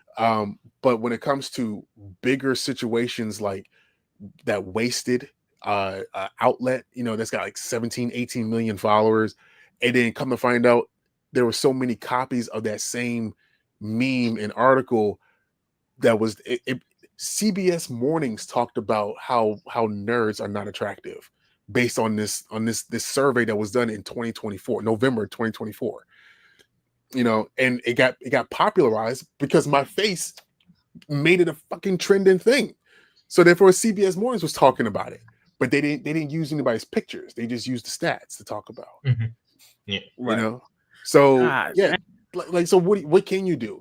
Oh, well, you can get a copyright on that image and then go after the people for using it after the fact, right? Well, the photographer owns the rights to the image. He signed the rights over to Men's Health because Men's Health, that was the photo from the Men's Health magazine article that I was in. So it's like a combination of who owns the rights. And then when you take it off the internet, because like when you search men in cosplay, that's the first thing that comes up is my photo because it's Men's Health. The SEO just works for that. Then you start talking about, you start talking to lawyers. It's going to cost like $5,500 just to start the copyright process, and then from there you could only get the copyright on something that you own. So right. I got to get that stuff transferred over to me, and then what's the process of making sure that your face just doesn't keep ending up in different places? You got to use your face as a logo because that's the only way that you can copyright your face, your image, to the point where no one can use it. And it's kind of hard to do that without being one, a narcissist, or two, someone who has to think about should they be mad? Should they be mad, if your face is being used as Batman? Wow. You know what I mean? Like, wait, so somebody just took your photo and then they drew it. I've never cosplayed as Batman. That's the thing. So somebody just took your face and then drew it on a. I'm a Muppet. I am a Muppet with my son. There's a Muppet out there that is a black man with a goatee with a boy on his lap. I'm in Fortnite as the Night Stalker, because that's my face. What else am I? What just came up? Yo, this is crazy. So what it is when you put your cosplay photos out there on Instagram and all that stuff, what happens is that it ends up on Pinterest, and a lot of artists get inspiration from Pinterest. So, gosh, and you can't really say anything because you are what you were trying to be, the representation that you wanted to see when you were younger. So all these kids out here are now seeing you as that representation. Man, all right. So I don't want to beat a dead horse. I mean, you really just explained it out so perfectly. So, like, let me pivot to the beautiful, you know what I'm saying, imagery of you and your son, like sharing in you guys' mutual love for, just the anime culture, the cosplay culture. Both of y'all cosplay. Like, was this something that he always enjoyed doing, or was this something you was like, come on, baby boy, let's do it? Like, who encourages who in this scenario? Mind you, he's been taking pictures with me since he was 4 months old. Okay. And with me doing all the stuff that I'm doing in this community, there was no way for me to go to a convention and when I have him, not take him with me. So, correct. Like if especially when he was a baby, like baby, I would have him, and there's certain things that we would cosplay made sense at the time, whether it was, me being Omni-Man and him being invincible, or or He-Man and Orko. You know what I mean? Like there was some things that just made sense. And we would do just photo shoots here at the house when I made him Havoc and I was Cyclops, or he was Cable and I was Cyclops. You know what I mean? Like there's stuff that because it just kept, this was my life. This is my life. Yeah, So now that he's 6, even last year, like he's always had a choice to a degree what he wanted to cosplay as or what he wanted to wear. And one of the first things he said for sure that he wanted to do, the first character he chose was Luffy. And I was like, okay, and because I watched One Piece. I watched 952 episodes of One Piece in 8 months during the pandemic, and he was right here with me every time I was watching an episode, as an infant. So some of the stuff stuck, I think. But yeah, like the whole Scorpion and Sub-Zero thing, like he's always had fun at conventions, and that's my thing. If I have him for a convention, I'm not working. I am making sure that he has a good time. The only time that I've been working at these conventions when I had him was when I was hosting a kids cosplay clinic at AwesomeCon. And when we've been doing that, he's been doing it with me. So that's been something we've done for 3 years now, and he's helped me do that. He's helped me wrangle the kids. He'll get on the microphone and say, "Everybody, come over here," and you know what I mean. Like he's in. That was when I think he was like 4. Yeah, 4 or 5 years old, and so now we've gotten to the point where I'm making armor, and he's expecting something to match mine every single time now. And if I don't make him a solo, if I make myself a Venom Fang dagger, he expects a Venom Fang dagger, and I kind of have to get him out of that, because we're going to cosplay as different things now, Right. I can't have, and not that I don't want you to, but I just know that you are going to like other things than I will, and I'm trying to give him that autonomy, because I met a guy out in San Diego, and he had his teenagers with him, and they were in plain clothes while he was a Silver Surfer, and I was like, "Y'all don't cosplay?" He's like, "We used to, but we hate it now." I'm like, and he's like, "Yeah, he used to make us do it until we were like 8 or 9, and we just hated it." I was like, "See, I don't want that. I want him to just find his own way." You know what I mean? Right. Because like he did this Dante cosplay from Devil May Cry, and I saw that. Yeah, and that was all him. I wanted to replay the series, and he was sitting next to me watching me play it, and he wanted to play it, and so I'm like, all right, here, give him the controller and let him get some orbs from me. Replay the first 4 levels. Get that orb farming, and then next thing you know, he goes into the cosplay room, and he pulls out a couple of assault rifles that he's got that for soldier stuff or whatever, and one of my original Sub-Zero swords. That's ice sword. So he put the sword in his shirt and started like shooting guns like Dante. I'm like, I guess that's what I'm making next. And that's what I made, the ebony and ivory, and then I had to find a coat that's going to fit him, and I already had like some other special effects stuff. So I was like, all right, let's see how this goes. And I was just his handler for that day and let him run around the convention. I love that, man. That's to me, that's what the truest form of building up this community, I think, is the most beautiful. Like there was no black conventions when I was a kid where I could just run around and you know what I'm saying, I could cosplay a character. My parents be like, "Oh, let's go down here and see what it's about." So I think that's beautiful. And you kind of become the poster dad for that type of vibe. And I love that, bro. Like big, huge respect. I don't understand how anybody could look at what you and your son do and not be like, these ain't the cutest nerds you ever seen. Like, come on, bro. The game is the game. You know what I'm saying? You got the cuteness factor on lockdown. There's so many other parents though. That's how these cosplay like clinics work out. Is that there are a lot of parents that cosplay with their kids. Like I'm not an Mhm. anomaly. Anomaly. I'm not Mhm. an anomaly. You know, I am. Mhm, yeah.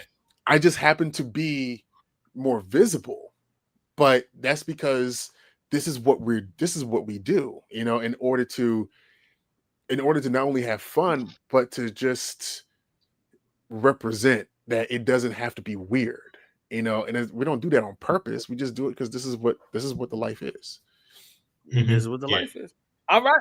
So look, we about to wrap this up, but before I wrap it up, the biggest thing I want to do is give you an opportunity. What are we promoting right now? What's the call to action? What does Demetrius Holt need us to do Well, now? right now, I honestly want people to talk about Blurred Station and look up blurredstation.com, because we are in the funding phase where we're looking at investors. We're looking at big investor farms in order to do it. Because before, we have tried to get people to subscribe, you know, in order to put in their lot in the pot. If we had 5,000 subscribers a year ago, we would have been able to launch, you know, and then we could have been off and running to the races. But the Black nerd community is a consumer community, not so much an investor community. So they want their return Mhm. on investment immediately. And that's not what happens when it comes to something like this, unless, like you were right, where we have a friend that can just drop $5 million or 2 million, you know, whatever, to help us get going. So we're at the point now where we're not so much worried about the subscribers now, because we're building out a community that will be able to reflect everybody, you know, soon. So I just need people talking about it. I need people looking into it. You know, I need that trending to a degree. But if you are a voice actor or you want to be a voice actor, I have a link in my bio on Instagram, and so does the Blurred Station IG, where you can submit your email for registration, and we are going to soon with well, the deadline for this first round is in 2 weeks, October 1. But we are going Mhm. to start talking to professional voice actors to get people engaged in learning how to be a voice actor, learning how to emote, and, you know, actually be candidates for our promotional program. Because if you are getting work as a voice actor, that's all that matters. And people can Mhm. hear something from us being promoted, and they're like, that's my sister. You know what I mean? Like Yeah. that's dope, right? And then you build out that rapport with us. Who's to say you won't be on one of these animated projects that we got coming from Creative Theory World? You know what I mean? Because it's all about who sounds the best for the character, you know, Mhm. as opposed to what color are you behind the voice. You know what I mean? Like Yes. that's not what matters. It just Mhm. matters because we're focused on Black folks. So now we don't even have to worry about that. You know what I mean? Yeah. Man, so Yeah. sign up. Oh, so wait a minute. So do you want them to sign? Do you want them to DM you No, that they go want to sign up? Or just go to the forum. You don't even have to talk to me. Just go to the forum, put in the information, which is your name, your email address, your level of proficiency in voice acting, whether you are a novice or you're intermediate, you know, expert level, whatever. Let us know that. And Mhm. then if you have a reel, drop the link to the reel. You know what I mean? Mhm. So once we get all this stuff, you know, collected, and we'll be able to actually talk to you directly, as opposed to relying on the algorithm to show you my video. Mhm. You know, but I right see what now, you mean. Yeah. you know what I'm saying? Like, so Mhm. I had like, there's like 800 comments on that one video on TikTok, and I got to the point now where I got to change up the words because I spammed that one phrase too often. Um, but I'm trying to go back and respond to everybody that said I want to be a voice actor, you know, and then go back through Mhm. all the DMs and the requests that I've had about, you know, wanting to be a voice actor, so they can get their names on this form. Because eventually this is our voice acting community that we're starting to cultivate, you know. Mhm. So instead of relying on Hollywood or relying on, you know, people who are popular and then they might cost too much because, you know, they've been doing it for so long, but then these other people have been locked out because those are the same voices you hear. I love Johnny Young Bosch, love the man, you know what I'm saying? But he's everybody. Mhm. That's you a know, fact. he's everybody. So yeah, like I mean, it is the time, the changing of the guard, bringing up, and we can't sit here and say that we are supporting the community without giving the community an opportunity to be what they Gosh. want to be. So what's the next thing? Or where can people see you? So I know you were saying J1 Con is coming up. Are you gonna hit that? What else? No. Is there any other cons you're gonna be doing throughout the rest of the year? No, I've got a previous engagement for J1Con weekend. But where I'll be is the next place I'll be will be at New York Comic Con, where I got bullied into doing this by my friends. How did that happen? It's my. Have you seen the Sengoku Rangers? Where we basically took the Power Rangers and put them in the Sengoku period, and Yeah. So my boy DJ Dave, he wanted to be a Mandalorian super badly, and he ended up, changing his Mandalorian into a Red Ranger Mandalorian. So I wasn't going to do another mashup. I was like, I done Mortal Kombat and Power Rangers. I done Power Rangers and Sengoku. Like I'm good. Like I don't want to be creatively bankrupt by going to the well for the same thing over and over again, right? So I was like, I'm good.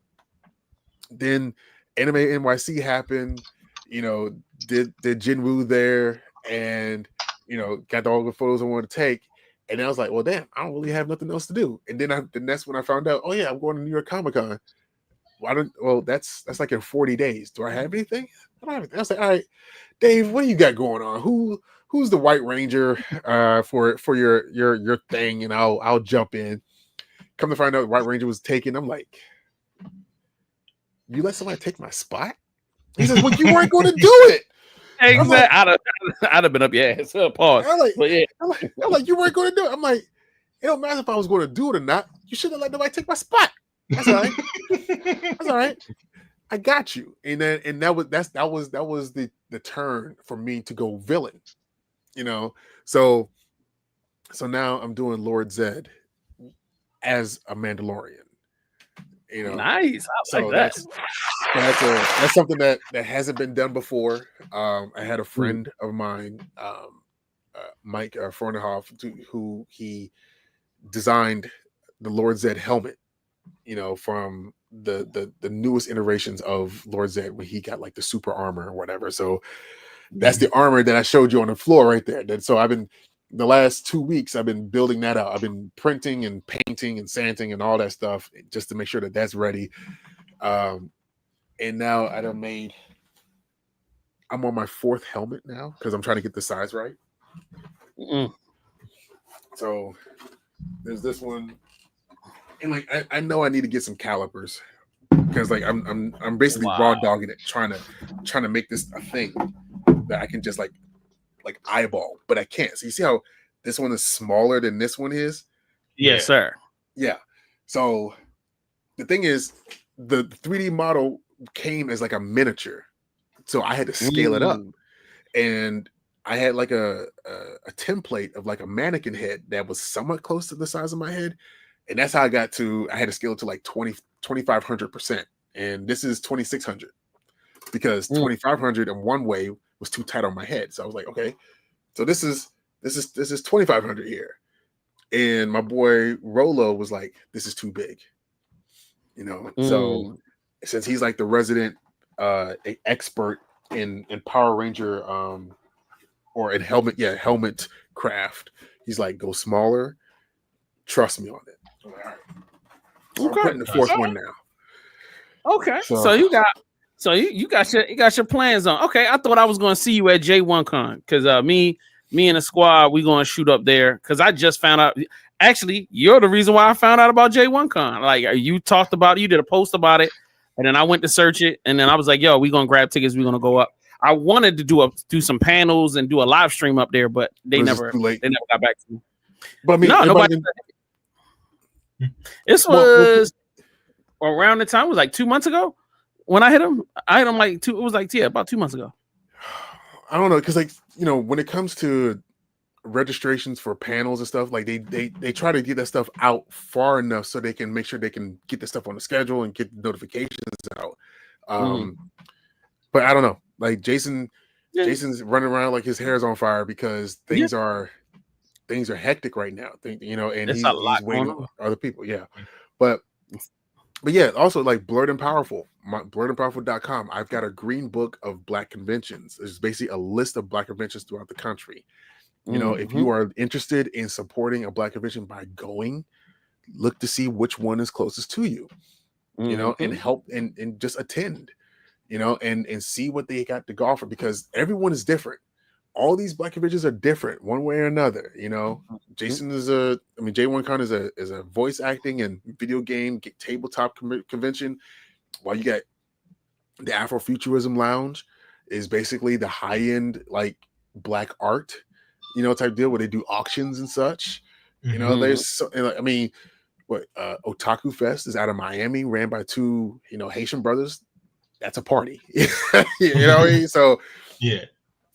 Everyone's different. You need to give like Villains Con out of South Carolina. You know what I mean? Okay. Villains Con. I like that. That's fire. Yeah. That one's owned by a Black woman. Okay.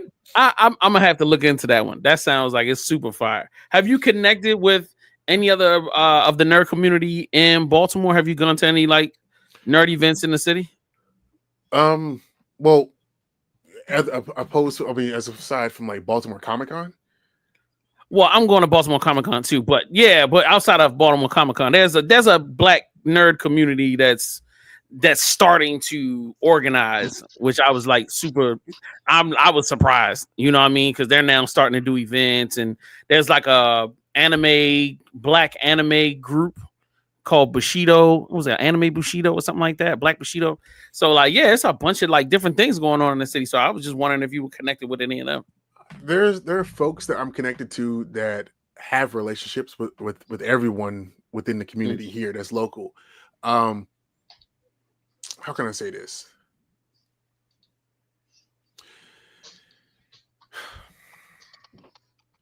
When you talk about the dark side of a bunch of people being together, and one shines a little bit brighter than the others when they've been in that space for a lot longer, then you end up in stepping on toes that you didn't know that you stepped on. So then therefore things change. Got you. No more. Don't have to explain no more. I've been there. I look, I came from the music industry. I already know. So that's the reason why well, dang, I ain't know there was a dark side to the Blur community. All right, Fame. You win. It's people. I just want to let you know. It's people. No, people being people. You're right. Oh, no, right. Yeah, there's a dark side. A bigger content creator was lying on me just because I remotely grazed his name. I just said, hey, yo, sometimes a lot of us be doing this one thing. I just happen to use a post he had, and then he's saying that I don't like him and stuff like that. Sucker. And he lies to other people a lot, actually. Crazy. All right. We didn't did enough trash talking. All right, Sloan, give you a shout out, sir. Or if you got any last questions you want to ask him, let's knock it out. Oh, what about my section? What about that? We can definitely do that. But did you have any other questions for Mr. Demetrius before we move on? Oh no, he answered all my questions. He's the GOAT. He's the GOAT of this here thing. Oh, I appreciate the kind words, man. Like I'm just here. I'm here to help. Yeah. No, normally, young Tempest don't pay me no mind, but when I mentioned your name, he was definitely like, oh yeah, we got he gonna be here. Let me make sure I put some cologne on. Like we virtual, right? Can't nobody smell your cologne. Well, anyway, all right. So let's get to this last segment, and we're gonna get up out of here. It's Sloan's time. Yo, I'm coming on strong like I'm bursting through the page. Got that comic vibe, heroes rise, I'm ready to engage. Thoughts are heavy, but my mind's a canvas painted bold with the rhythm in my soul. Watch the story unfold, fighting battles with my words like I'm spinning.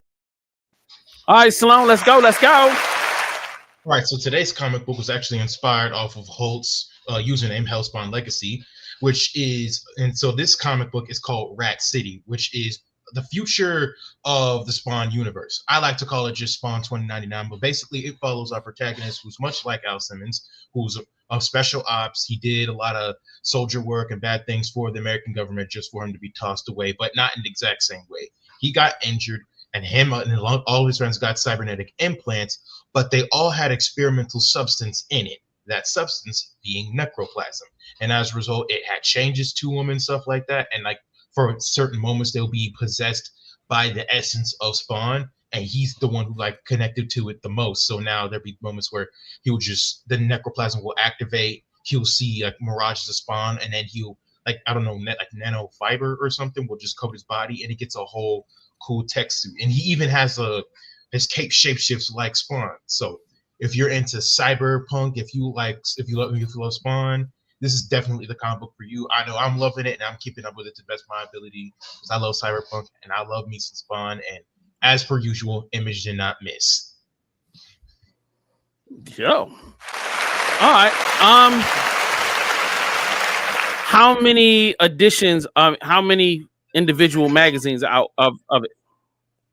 I know one volume. I think they got maybe 2 volumes out. I know there's definitely one out. I got the first trade paperback. I don't know if the second one is out. I have to look on Amazon. Hopefully the second one's out, but I know they definitely got one whole volume. Okay. All right. For sure. Make sure y'all pick that joint up now. Is it available on Amazon? That's going to be my last question. I ain't going to nag you too much. Yes, I'm pretty sure it's available. Hey, man, I pay every month for my Amazon Prime, so I need to get, I guess my usage out of it. All right. So what y'all need to do, if y'all haven't done so, follow our guy, Demetrius Holt. Give him your Instagram, sir, and your TikTok. Hellspawned Legacy on Instagram and just Hellspawned on TikTok.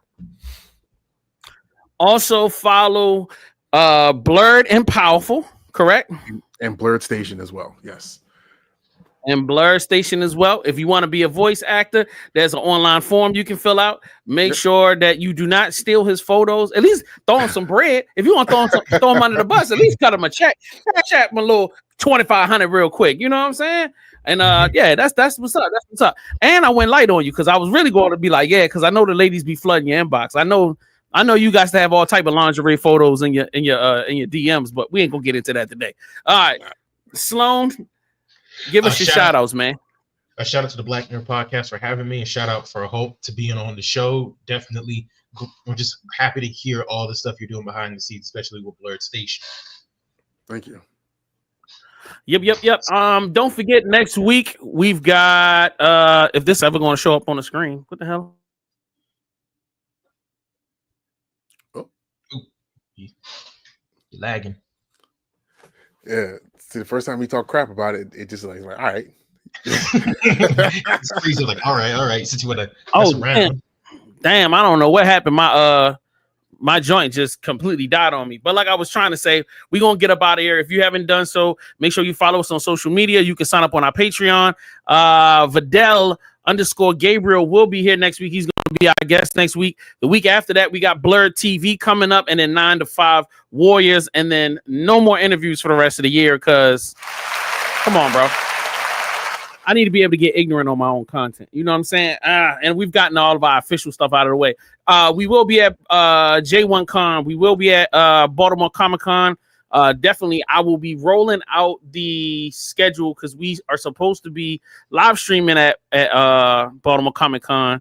So I'll let you know the day exact. Also, there's an Anime for Dummies event going to be at 322 West Baltimore Street, which is MAP in Baltimore City. It's supposed to be like an unofficial after party for Baltimore Comic Con. We are sponsoring that event. We will be there, so you can definitely pull up. I think the tickets are like $10, bro. Beautiful music. It's about 4 DJs. There's gonna be food at the location. They got games. They got it's a dope space. So if you are a nerd in the community in the DMV Baltimore area, definitely show up and show some love. Shout out to Fame. You know what I'm saying? I hope everything went well. Shout out to you, Jalen. You know what I'm saying? I hope you get well soon. And we will check y'all out next week. Also, after this, I will be live streaming Baldur's Gate 3 live stream session 5. So I think we've finally started to make some headspace in Baldur's Gate. So tap in with us. And We appreciate y'all, man. Mr. Demetrius, thank you so much for your time. Thank you so much for the work that you've done, for all the abuse you take. You know what I'm saying? We do appreciate you for, instead of me they could have took a picture of me and had me shirtless from out in the streets and be like, see, nerds ain't attractive at all. And it would have been true. See, but now, you would have. Oh boy. Oh yeah. He better than me because I'd have pulled up. Now it's just say something. So I'm gonna find out where you live. You know what I'm saying? But anyway, we up out of here. We're gonna check y'all next week. Black Nerd Podcast. We love y'all. We holla at y'all. Demetrius, hold on. After the joint, I want to holla at you. Holla at y'all later. Here comes them black nerds. Sloan's on with big words. Kate slap makes us all smile. Jay's little stones every single time. Fame's kinda like a mastermind. While Jay gets one shows up every single time. Yeah. Powers unite, go to bring the fight. Cases is Black Nerd Podcast winning all the fights.